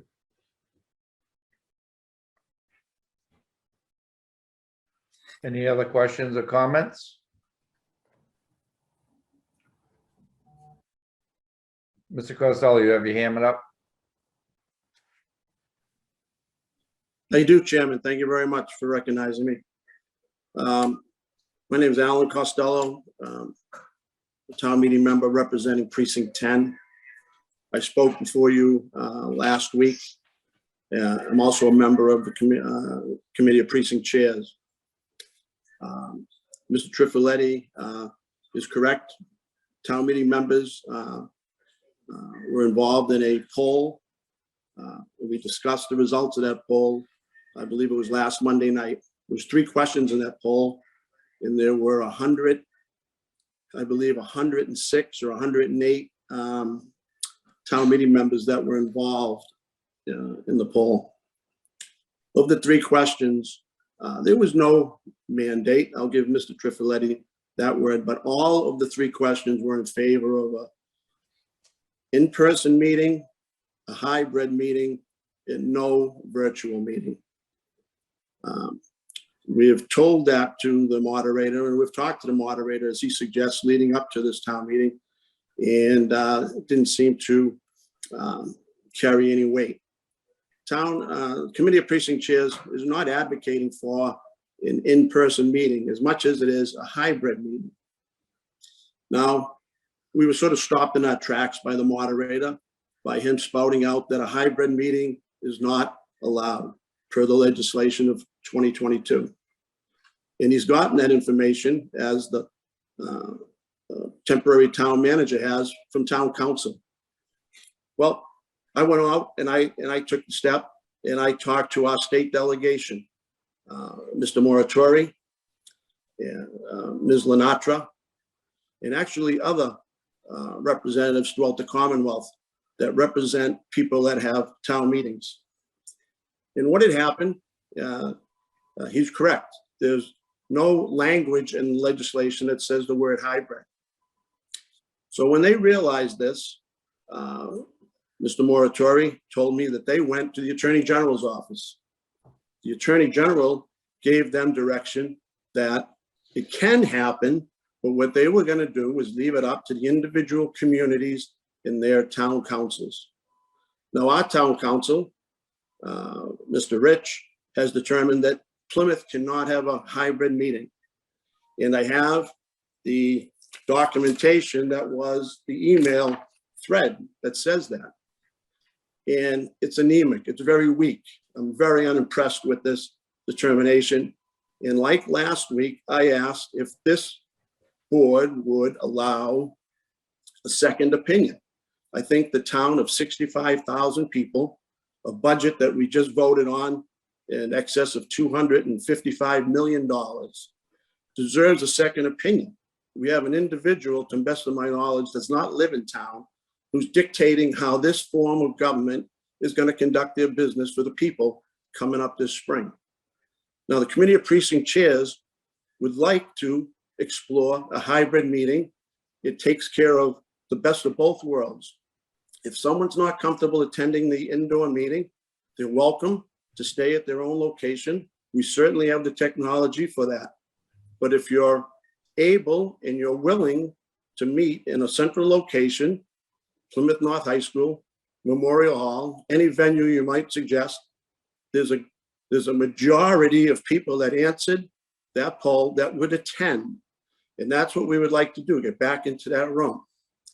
And that is what we're striving for. We still have time to do it for April 2nd, save the town a pile of money. If we get into that town meeting on April 2nd, based on the poll, there's a very good chance town meeting members will override what both the moderator and the select board have put before us. And we will put the meeting off until, I guess, April 16th is when you may have the secondary date, which will be an in-person meeting. It won't even have the luxury of hybrid. It'll be in person, which we're not advocating for. We understand this, of people that still have some concerns. So I would like, you were asked last week by the acting town manager to see if you would give Committee of Precinct Chairs or some other group access to town council or access to legal representation so we can get a second opinion. I think if nothing else, the residents and the town meeting members deserve that. So I'd like to see if you could make some allocation for a second opinion so we can get to the bottom of this hybrid.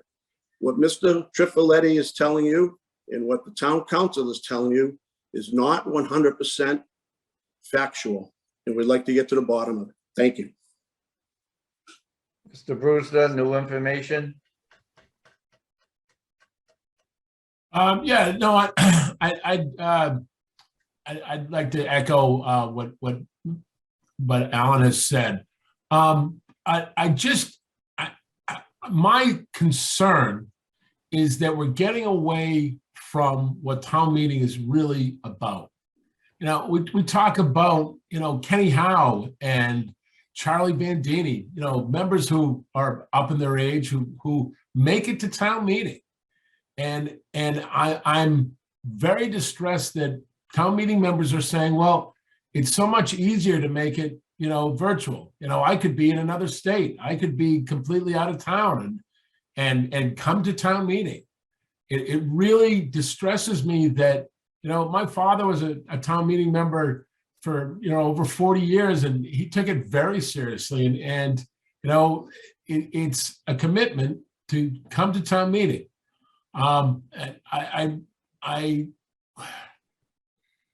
For committee of precinct chairs is made up of representatives of the town meeting.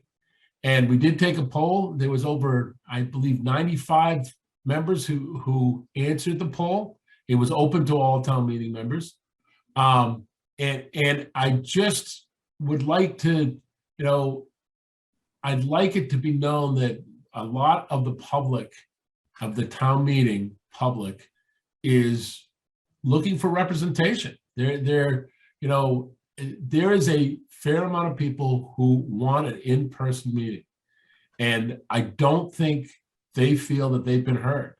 And I think that, it's been mandated on them. And, town meeting's supposed to make up what town meeting is all about. The time and the place is up to town meeting. And it hasn't been up to town meeting for quite a while. And I think that the people that we're trying to save are not really want to be saved. They want to have a town meeting. I just would like this board to really think hard, and I caution them that town meeting is losing its what it's all about. That we've made it so easy. We can sit in our jammies, or we can be in another state and still come to town meeting. That to me is not town meeting. Thank you. Okay, thank you. Mr. Tavares? So I know I'm going to be the third person here to speak on the same sentiment as Mr. Brewster and Mr. Costello, and I thank Mr. Bletzer for his comments. I agree with them 100%. Instead of repeating everything that they just said, because I agree wholeheartedly, I would also like to point out that a number of months ago, we had hoped to explore a hybrid option. On Monday night during the Committee of Precinct Chairs meeting, we discovered that, the question to town council is just a one-word question. It just said hybrid ? To get an answer. I would like to think that we would have done more due diligence particularly when the Committee of Precinct Chairs asked we should have explored this option, these two lanes, a number of months ago. I feel like it got cut short and then was dropped. So now we're in this predicament where, we've even seen I saw a news article today, and granted, it's not my hardest hitting news source, but from patch.com citing the state's information. We're a green zone. We've come way down. Our numbers are down. And we should have been prepared for something like this. And I'm just more disheartened that we didn't go an avenue where we looked down both lanes. So I definitely know that, I'm on the record as stating this at the COPC meeting on Monday night. I will probably vote no towards a virtual town meeting, but it doesn't mean that I'm 100% in person. I was looking for a hybrid option. So that we could have these max participations that we have been seeing through the virtual, but we definitely lose the big piece of the ability to communicate with each other on the floor and during breaks. And that's a big piece that we've seen actually change legislation, change bylaws, change different things, change budget items in the history of town meeting. Thank you. Thank you. Just so everybody's clear, before we go any further, there is no legislation for hybrid right now on a state level. Am I correctly? Mr. Hartman, are you muted? I'm sorry. My fault. Sorry about that. That's okay. I specifically talked about this to Mark Rich, town council, again today. So he never said you can't have a hybrid. There's nothing that says that you can or can't. He just says since the language is not there and doesn't expressly allow it like it does for other types of meetings, that it's extremely risky for the town to conduct it in a hybrid format. So he's very definitive about that. So again, I think what people are saying is that since it's silent, you could do it. And he's saying that that's very dangerous and we should not proceed down that avenue since it's not expressly allowed like other forms, whether it's virtual, like other meetings like the planning board or board of selectmen. Is it probably fair to say that Copeland or KP Law does probably 90% of the towns and cities in the Commonwealth, if not Last all of time I them? checked, it was over 150 communities. Oh, okay. So that being said, has they said there's any other community other than America's hometown done this? And again, he has said to me, he's not aware of any other community that was looking at a hybrid option under the current language that's out there now. It might have done it previously, but under the current language. So there we have it. Mr. Costello? Yes, as a matter of fact, just to answer that question, Representative Ken Gordon from the 21st Middlesex District representing the town of Burlington, he amended the legislation, and the town of Burlington has had their town meeting and they had it as a hybrid model. And I'm almost embarrassed to say this because I'm sure you probably partook in this, but KP Law just spoke at the Select Boards Association meeting touting the fact that hybrid meetings are up and coming and they're the way to go. I'm sure you saw that. I think it was January 28th. I'm sure you had a representative there. So KP Law is on board with this. What we have is one individual attorney that's telling you one thing. All I'm suggesting, and I can't imagine there's any problem with this, is that we get a second opinion. You have recently just done that yourselves as a board. I would like you to extend that courtesy to the committee of precinct chairs and town meeting members to allow us to get a second opinion. Thank you. Mr. Harmon? I would just say if you have a second opinion and it's contrary to one, now you have two opinions, and are you going to choose which opinion you want to go with? I don't know what a second opinion accomplishes. And again, they never said you couldn't do it. They're just advising against it because it's very risky. And if the Burlington had a meet, this language that we're talking about was just recently approved. It just happened. Did they have that meeting within the last couple of weeks? Or is this under some old legislation? Mr. Costello? Through you, Mr. Chairman, they proposed it on the 18th of January and they had their meeting on the 28th of January. So that was under old rules. That's not under this new law that just passed. Could very well be, but you would hope that our town council would know that. He would advise you of that. We're talking about the new legislation that was just recently passed, not something from January. Yeah, it's House Rule 4043, I believe, or 4340, to be correct. It had a host of amendments, and one of the final amendments was from Mr. Gordon to allow a hybrid meeting. I'm sure if you ask Mr. Rich, he probably can look that up for you. Mr. Hammond? Thank you. Welcome. I've been thinking about all this a lot in the last few days, and I actually wrote an open letter to the town meeting members and the moderator. I hope it's going to be distributed over email. I don't think it has been yet. What I said was that, of course, we missed town meeting, and of course, the remote meetings are not a great substitute.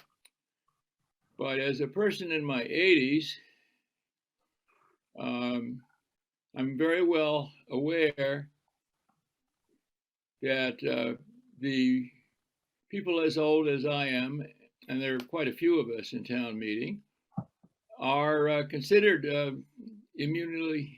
immunologically compromised just by our age. There's a risk that if we are exposed, we will get hospitalized, and there's some risk within the hospitalized group that we will die. I did sign up to go to town meeting, and I've always honored that obligation. I didn't know when I signed up that I would be risking my life. Though maybe I should have given that thought at some town meetings. But so I would not be opposed. I hope we could find a hybrid meeting. I think it's probably awkward. But I proposed postponing town meeting and having an outdoor meeting in person. If we were outdoors and masked and allowed with widely spaced seating, it would be much, much safer. I can't imagine going into a large crowd, no masks, everybody talking to their neighbor for several hours. That seems to me very dangerous. Thank you. Thank you. Anyone else wishing to comment? Mr. Hutchinson has his hand up, Mr. Chairman. Where is he? I don't even see him, Betty. Mr. Hutchinson? On his way in.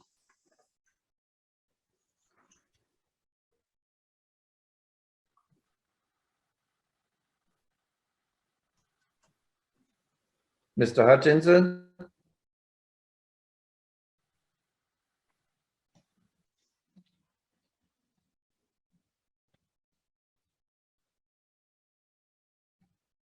To make this choice, just say, change your voice.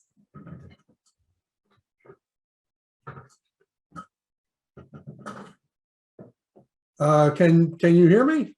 Yes, sir. Okay. Basically, I would echo much of what Mr. Hammond had to say. Although I'm dubious about outdoor meetings, but I can tell you as the caucus chair for Precinct 12 that many of my town meeting members are older and have asked me to say that in fact they would prefer to have a virtual town meeting at this time. I'm not sure, you can sort of look at Mr. Costello and Mr. Brewster, and you can see that they're much younger.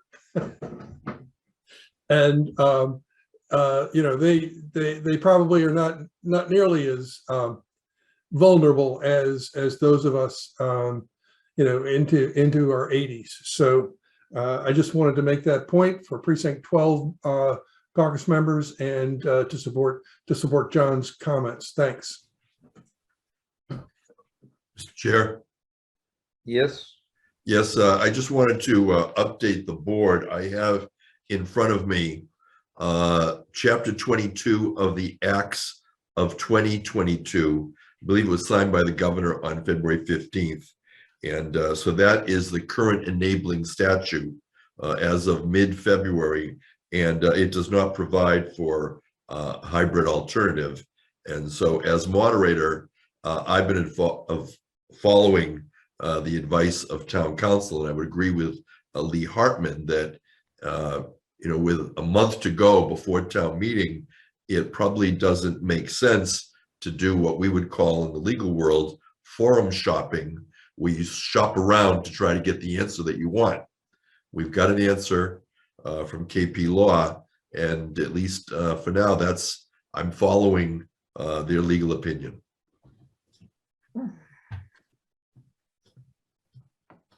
Any other questions or comments from the board? Mrs. Cavaco? Okay, so whether this is a popular opinion or not, I'm just gonna tell you how I feel. First of all, I know that I believe it was myself and actually Selectman Mahoney at the time have asked for a hybrid option right from the very first time that we had to go in virtual. So I'm rather disappointed that we haven't gotten to that point yet, and it's been 2 years. Second of all is that I believe this will be the last virtual town meeting that we will have. Now, I'm not trying to be negative, but as I think everybody on this panel knows, that if there is any way, shape, or form that someone will disagree and make an issue of having a hybrid meeting when town council or something else told us not to, that will be an issue. And we'll end up in, an entire town meeting, probably in some kind of legal debate for probably a very long time to come. I personally don't have a problem meeting in person. I don't want to force anybody to have to meet in person. And I think that until we have that option that we can do hybrid, I mean, I kind of want to say this is the last virtual one that I can see us having. So I'm, like I said, it's very disappointing to me because we've been talking about a hybrid for 2 years now. We should have already got it together and, moved forward. As far as a legal opinion, I don't have any problem with legal opinions, but Mr. Hartman's right. What happens if we get 2 different legal opinions? There's going to be another problem. I mean, it's almost to the point of, I feel a little gun shy because I know if there's an opportunity, especially in the atmosphere that we're in now, that someone will question if we do hybrid, and we're going to end up in more litigation than we need to be in. And I'm thinking that this is the last virtual. I 100% am for a hybrid town meeting. I'm for a hybrid everything meeting. So I just don't know, unfortunately, if we moved or were able to move quickly enough and we have, something definitive that we say that there's not going to be any issue to say that we did something wrong. You got to remember, we have a big budget. What happens if we start, special town meeting, we start spending money fairly quickly, and then someone brings up the fact that, well, this wasn't done properly, well, that wasn't done properly. I think it'll be a nightmare for the town. And although, like I said, I have no problem meeting in person, but I think for our town meeting members that do have a problem, we should kind of do this one virtually and then move forward and either get a hybrid option or the next one is just 100% in person. That's just my opinion. Thank you, Betty. Anyone else wishing to speak on the matter? Mr. Chairman? Yes. Hi, my name is Al Donato. Was recently appointed to Precinct 12 town meeting. On this one, I agree with Selectman Cavaco. We had a saying in town meeting that I would never push something in your precinct that I would not want in my precinct. And I feel very similar to this issue. The few town meeting members that I've met, I have a problem with this. I'm relatively still young, but in my circumstance, I care for an 88-year-old mother-in-law. So that's my issue.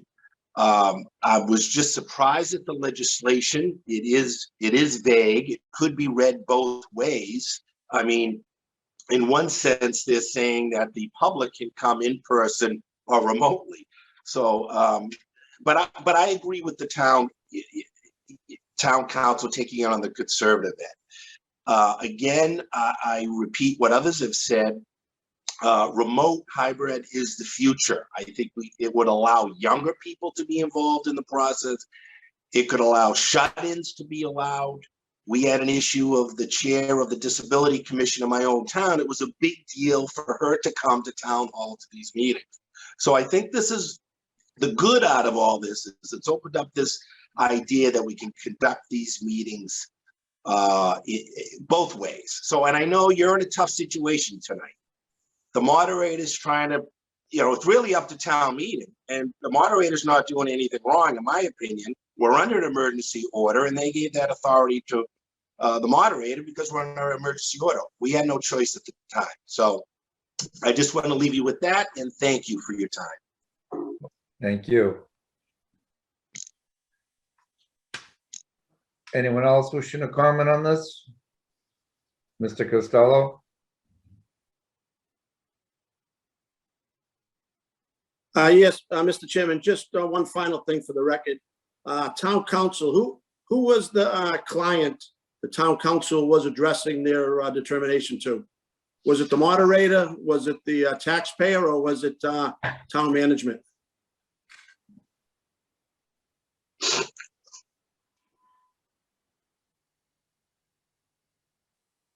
Lee? I'm sorry, am I not muted? No, that was, again, I did that twice now. Town council represents the whole, everyone you mentioned. So no, there is no specific client. But in order to access town council, you have to be town management or moderator? Well, town council advice isn't for free. We don't open it up to all 60,000 residents of the town to just ask town council questions. That would be a very expensive proposition. Okay, very good. Thank you. So bringing it back to the board, wishes of the board. If there is any wishes.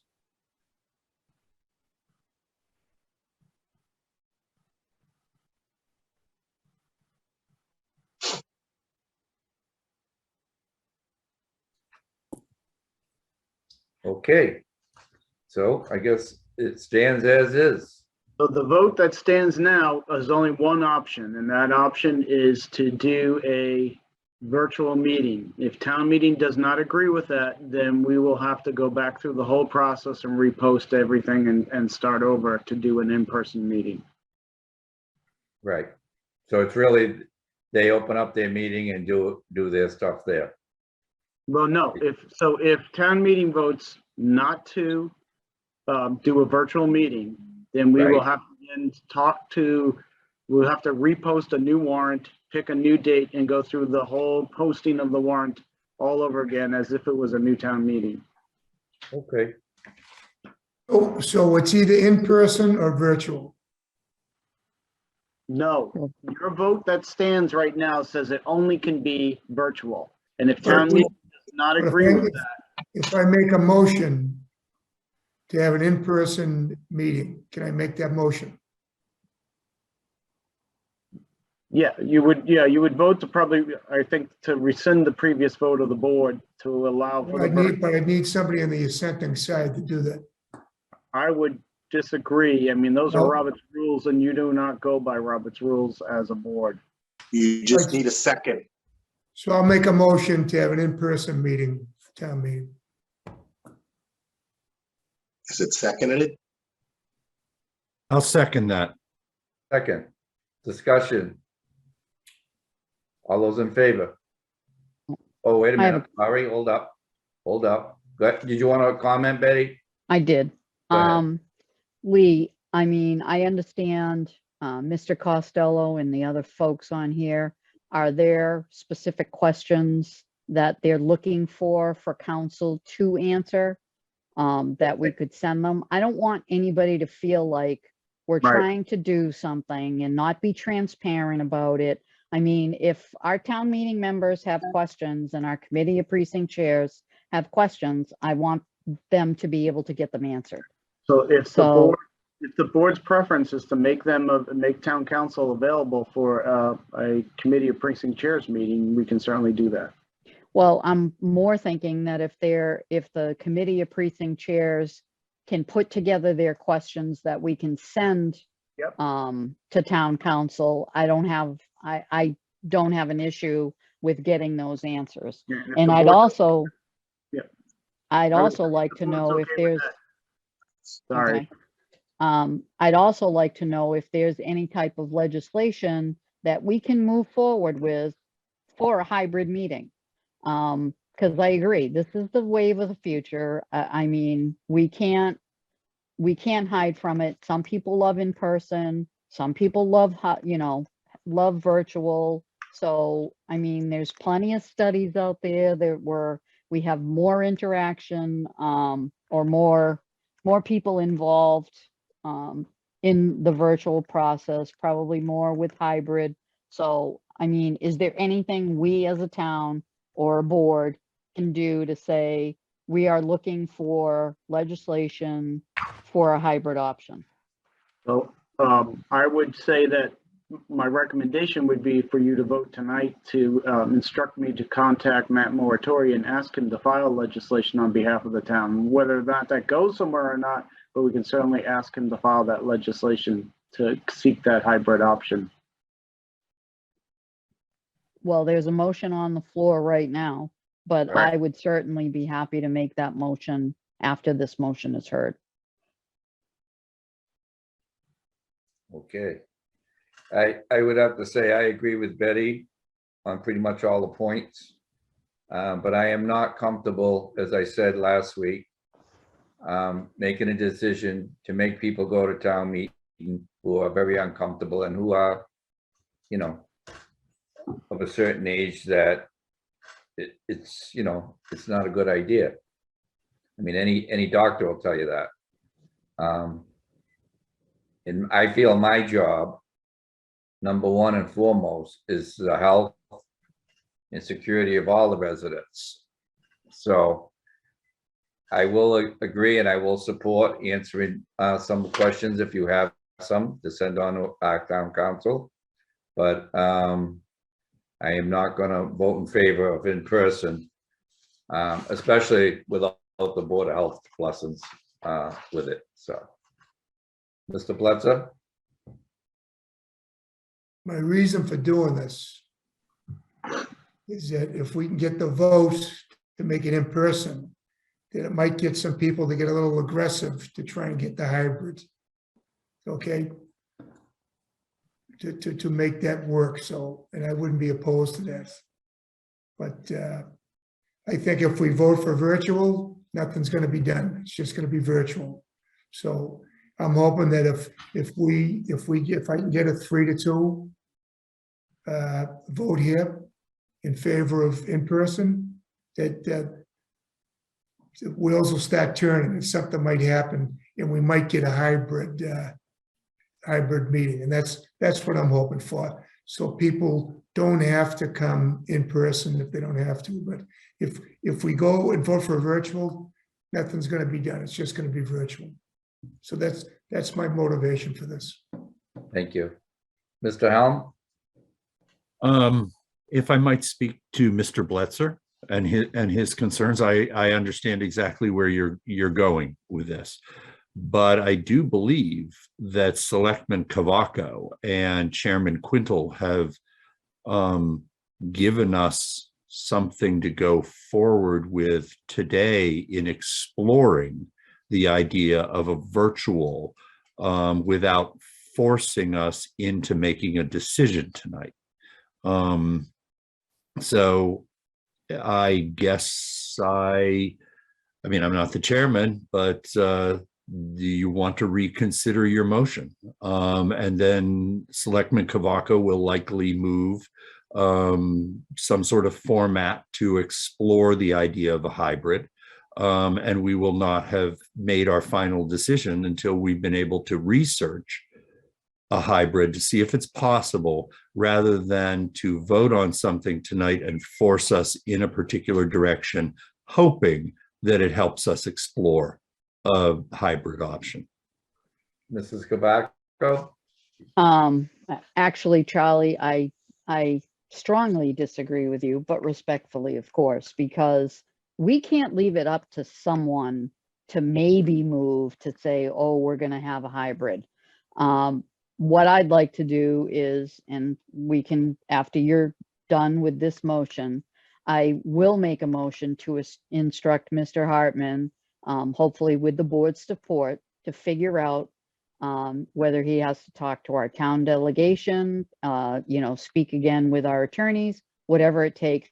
And after our town meeting members and the committee of precinct chairs get their questions answered. But we have to take action. We can't wait for someone to take action. If we want to do nothing, if we say, oh, it's going to be virtual, guess what?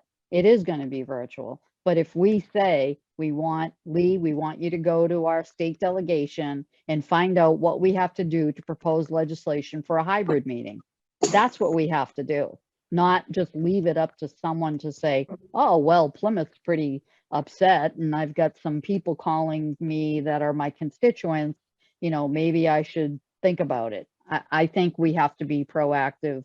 And actually, like I said before, totally disappointed that the hybrid option was mentioned 2 years ago. And I can't even believe, maybe now is the time. It wasn't the time before, but now is the time to move forward with hybrid. If the boards and committees can do it, anybody can do it. We got a month. It's a Yeah, I was month gonna away. say, Chairman Quintel, if I could, we've got 4.5 weeks before town meeting. The likelihood that something would ever be put in place in time for this town meeting would be, again, we'll try, but that will be a real challenge. I understand, And so do I. especially legislation. It usually gets stuck in committee for quite a while, all kidding aside, but. Right. Mr. Helm? Well, another avenue of exploring a hybrid relates to something that Mr. Costello brought up. And it would be the Attorney General making an evaluation of, whether or not that we could do this, because it doesn't seem to me that it's our attorney's opinion that we can't do it. It's that our attorney believes that there are risks involved in going forward. Nowhere did I hear him say that we can't do it. So another avenue besides actual legislation would be inquiring with the Attorney General, as Mr. Costello brought up, which no one has done. So just another option if we vote to explore a hybrid tonight. Yeah, I can certainly ask town council to follow up with the AG's office. Okay. The only other The thing, Attorney General said it was up to town council in each city and town to determine if this legislation allows for it. She would not get involved. It's clear the intent of the legislation is for remote only or not and do in person with some restriction. That's from Matt Muratori. Chair, if I might just respond. Please. One of the things that I'm concerned about as moderator is that all of the votes that we have at town meeting are legal and they're not overturned. And I'll give you an example. In particular, when we have bonding items, we not only have town council, we have bond council. And every time we want to change a word or a comma in punctuation, we have to run it through bond council to make sure that it passes their opinion. So I only mention that because I would be very concerned if Plymouth did not follow the advice of town council or bond council, particularly when the Attorney General has advised us to follow town council, because I wouldn't want the budget or any of the other items that are coming before town meeting to be overturned because we haven't had a process that is consistent with the statute. Thank you. And Any other- that's, Yeah, go and I ahead. think that's exactly what my concern is as well. I don't want anyone to be able to turn around and say, we had a hybrid, or we had an in-person meeting, and now we're going to go through all of these things. It could be just as simple as someone not liking the way a vote turned out, whether it was an expense, a capital expense, a project, whatever it may be. And then we're going to end up in litigation because of that. So, like I said, there's a motion on the floor, so I don't know what Mr. Bletzer plans on doing with it. I'll take the motion off the table. I'll take my And- motion off the table. And Harry, are you gonna withdraw yours? Withdraw my second. Okay, so with that being said, Mr. Chairman, I would like to make a motion to have Mr. Hartman pursue possibly legislation with our state delegation regarding a hybrid form of town meeting and whatever other meetings that we need to put under this purview. Okay, Mr. Helm? I'd like to add to that motion that Mr. Hartman also contact the Attorney General's office for a more recent decision, like a current decision on this, rather than relying on something that was stated before, several months ago at the minimum. And if I may continue adding, is that Mr. Hartman reach out to the COPC and get their questions for our attorneys that they may have regarding this hybrid meeting. I'll second that motion. Discussion? All those in favor? Unanimous. Thank you. So Chairman Quintel, Yes, sir. I just want to be clear that at this point, the only motion you have is to allow for a virtual town meeting only with no option of a open town meeting if town meeting doesn't support that. So just so we understand, that's where we are now. Mr. Helm? But correct me if I'm wrong, Mr. Hartman, that does not mean that after this process of exploring, and granted, it will have to be quick, but we've dealt with things quickly, such as the realigning of the precincts. We could go back to the motion, the proposed motion from last week and this week, correct? Warrant has to be posted 15 days before town meeting, so we have a couple weeks, but only a couple weeks. Okay, we have a couple weeks. Okay, Get a lot done in a couple weeks. Mr. Chairman, yeah,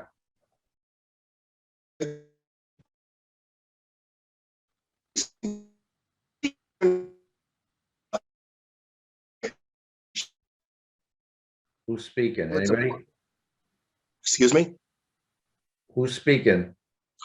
Hi, this is Al Gennaro, Precinct 12, town Okay. meeting member. The Attorney General's office came out with a list of explanations recently. And under the section where it says what other requirements apply to remote learning? As you get out of the paragraph, it says in particular, when any or all public body members participate in a meeting remotely, the following requirements apply. And it goes on. That's not my point. The beginning of that says when any or all. So it's very vague. And I think they just did this maybe assuming that we would pick it up and say you could have both ways. Why would that say when any or all? And one other thing, Mr. Chairman, what this act does is suspend the open meeting laws. Right now, we have to physically be in a room. That's what really this act does when it goes back to 2 years ago. So they could change that as well. Technically, if the way I read this is you could technically have a physical quorum in the room and still have people remotely. So it's very vague. So I agree with the board. We should dig into this. Thank you for your time. Thank you. So just one more time from my standpoint, I'd recommend that you allow for the second option and change that vote so that you allow not just simply for the virtual as you've done, but to amend that so you can allow for the in-person if town meeting doesn't do it. We can always come back and revisit it later for a hybrid if for some reason that happens. But at the very least, giving the option for town meeting to hold town meeting in person if they choose, I think is pretty important. And then again, we could revisit the vote if somehow we get something for a hybrid. We'll just make a whole other motion, don't you think so, Mr. Quintel? Yeah, So I'd like to make a motion, as you stated, Lee, that if town meeting decides that they want to be in person, that is allowed to happen. Yeah, and the adjourned session would be that Saturday. April 16th. The adjourned session would be April 16th. And then that way, at least we're covered for this. And if we can work out something else beyond the hybrid, we can always revisit that. Okay. did you make a motion, Betty? I did. Okay, just checking. Second, do we have a second? Second. Second discussion. I just have a question. Town meeting opens, now they're gonna have either option if we vote for this. Now, my question would be to the moderator, at that point, you have a authority, and correct me if I'm wrong, Steve, because I'm not positive. You can also say, I'm gonna postpone town meeting for 30 days. You can also do that, right? Yes, so that is correct. So Okay, so- if you take this vote tonight, and I agree with Mr. Hartman, that is probably a good housekeeping vote so as to avoid having to come back and post the warrant. However, as the moderator, I have statutory authority to continue town meeting regardless of that action that you might take as a select board. Thank you. Any more discussion or questions? Mr. Helm? So a question I would have for the board is, given Moderator Trifoletti's last statement, why are we even bothering? Thank you. That's why I asked the question. That I Can't mean, we all at the just end of get the day, along? that's it. I mean, that's what it says. I mean, it is what it is. I mean, we're all been respectfully trying to get the answers, and we'll get them. So, are we moving ahead with this? That's why I'm going to vote no, because several weeks ago, I voted no to a virtual meeting, and I'm going to stick with that. Because I really, in this case, don't feel. But that's the only option we have. The motion on the table now will allow for the in-person meeting if town meeting chooses it. And we can't control what the moderator does. But it doesn't allow for Moderator Trifoletti to continue the town meeting every 30 days. But So you once again, I ask, why are we even voting? You can't control what he may or may not do. You can only give the option. And right now, the only option is virtual. So this motion will at least allow the meeting decide that they want to be in person. And then Steve will have his second decision to make independently of yours. But again, I would strongly recommend to at least give the option for the in-person meeting should town meeting choose it. Right now, the only option is virtual.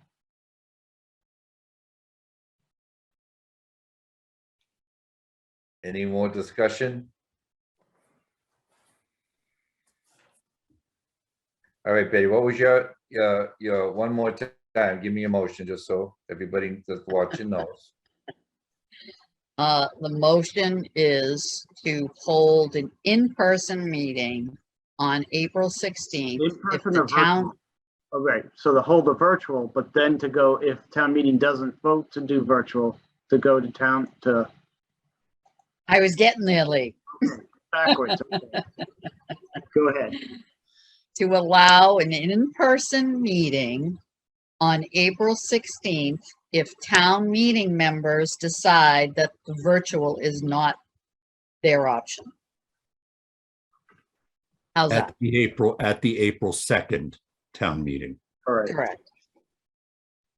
And I will ask Chris to post an update on this for the next agenda too, and we can report back. Alan can give me his questions and I'll forward the to council. I'll ask council to reach out again to the Attorney General, and I will give you an update on my discussions with Matt Moratori about filing legislation. Perfect.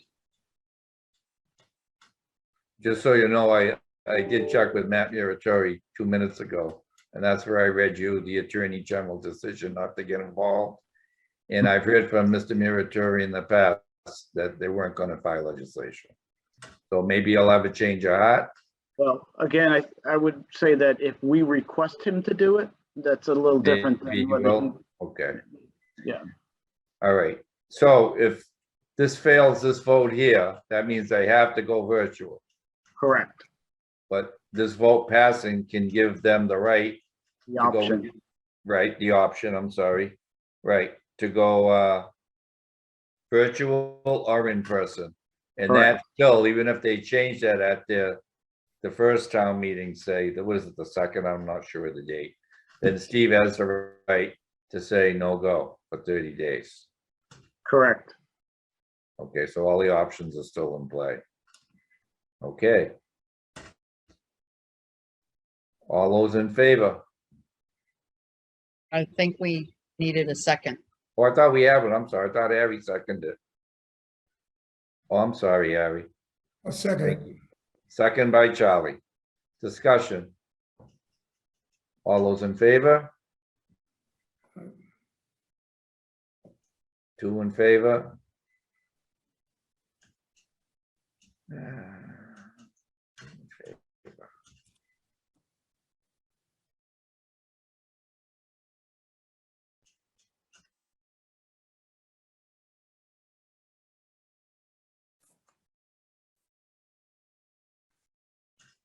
The motion does not carry.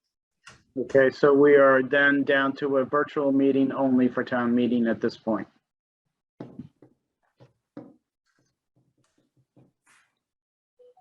But we still have the motion that you're gonna find out all the information and get their questions answered. Correct. Okay. Mr. Helm? I'm not sure exactly what happened. I saw that Betty and Charlie voted yes. I was going to vote no. Did you also vote no, Mr. Yes. Chairman? Yes. Okay, thank you. Just wanted to clarify. Okay. Okay. Thank you. Moving on to in-person meetings for the select board. Thank you for your Mr. time. Hartman? Thank you. What's that? So unlike the previous, the board has the option to go hybrid with your meetings too. That is allowed. When is PAC TV going to be ready for us? Right. Chris? And what day and all that good stuff. And what's going on with the planning board, our meeting on the same night? Been hearing about it for a year, tired of hearing about it. Again, so I'm getting a little testy here. I apologize, but I just can't, as soon as I get downstairs in a couple weeks, it'll be one of my top priorities to work there with the board.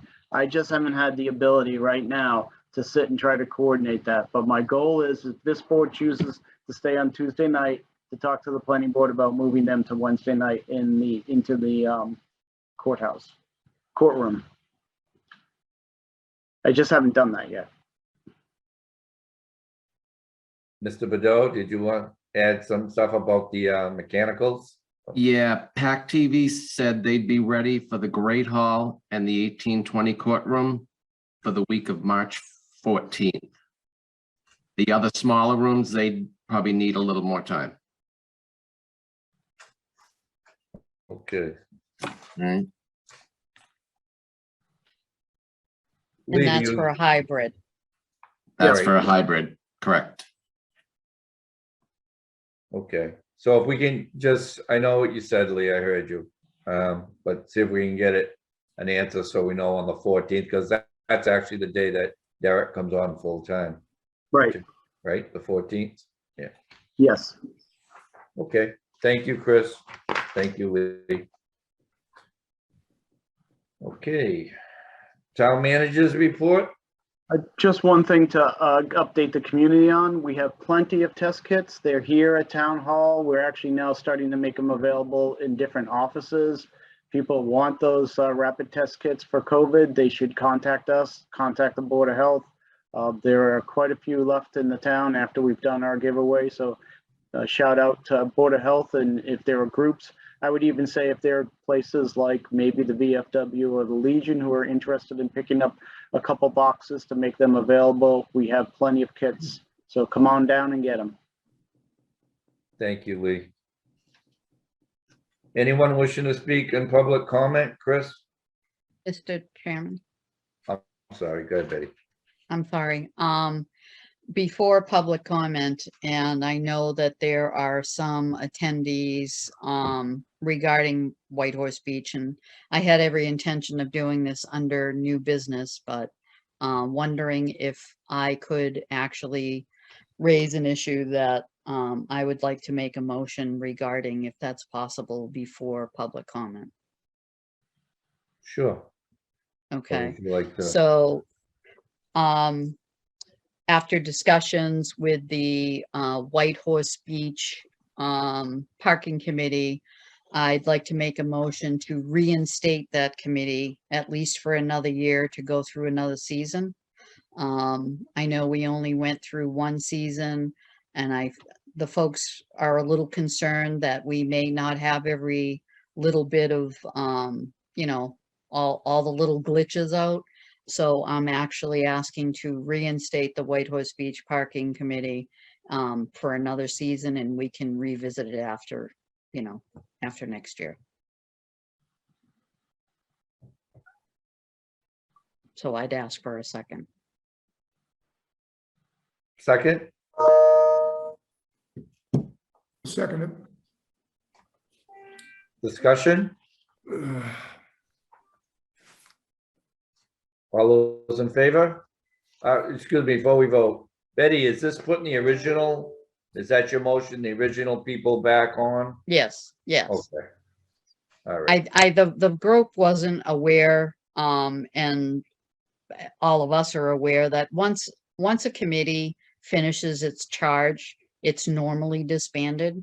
And I'll take responsibility of not communicating that with them. And I should have communicated it before I disbanded it. So I would like to, after listening to their concerns, I would like to reinstate that. Okay. All those in favor? Unanimous. Thank you. You're welcome. Chris, is there anyone wishing to speak in public comment? Hold on.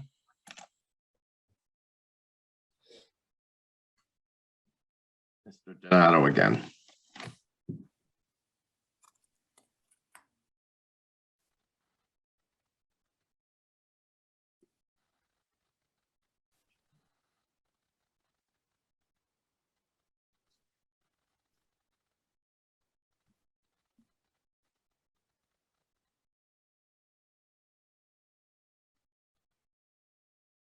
Mr. Chairman, Yes. Al Donato, Town Meeting Precinct 12. Just a matter of procedure. It's not a criticism, please. Just let me finish very quickly. I believe in free speech, obviously, and in any debate, if we agree with it or not, it is a courtesy that any motion gets seconded. And there was an incident last year, which kind of shocked me, that a motion, and I'm not getting into those details, that's not my point. What I'm saying is, normally, and sometimes there's a hesitation for a second, where I come from, everything should always be seconded. That allows a debate. And normally, the chairman would just do it as a courtesy. So it's just an FYI, I'm not criticizing. We all learn as we go. It's just, I'm for debate. And even if I were on a board and I disagreed, if they were building whatever, and I disagreed with it, I would always second a motion. It's just proper courtesy. I'm just leaving with that. Thank you. Thank you. No, No, we don't want to respond to public. We really need to get out of that habit. Is that what you're gonna do? I know, yeah. Yeah, you probably don't want me to. Well, we really shouldn't, you know. It's I just get you, good Harry. policy. It's good policy, just on. I get it, Harry. I learned it the hard way, right? I'll be honest with you. Anyone else wishing to speak on the public comment? Harry, don't be laughing at me now. Not that I see. I think, Was there anybody else, Chris? No? No one has their hand up, no. Okay, I'm just asking. I want to hear it Yep. from you. Okay, we're gonna move on to licenses, and if somebody should pop Oh, in, you know. what to hold do. on one second. A hand just came up. Oh, nope, she took it down. Sorry. That's all right. So we're gonna move on to the licenses in the administrative notes. Second Wind Brewing is looking for a one-day wine and malt license for March 17th from 2 to 10:30 p.m. Move it. Discussion? No. All those in favor? Right. Unanimous. The Jordan Hospital Club Polar Plunge amplified music permit for March 5th, 2022 from 10 a.m. to 12 noon at Nelson Street Park. And I want to remind all the people watching and the board members, Charlie, if you want to take a little dip, that's going to happen this Saturday. I've done it before. And I'd love to sponsor you, Charlie. I'll get you a lot of money. I've done it. All you gotta do is. Won it follow one the year. law. And it's the 20th anniversary. Oh, well. So I missed the bear. He used to come to the selectmen's meeting. Jordan there, that's his name. So he'll be down there. Yeah. I I'll did be it there. 20 years ago. Yeah, years you know, I was just thinking about that. On Lincoln Street. Yeah. So anybody that can go help them or make a donation, you know what to do. It's for a good cause and it's a good time. They have a lot of laughs. Do you have a motion? I'll move it. Do you have a second? second, Discussion? All those in favor?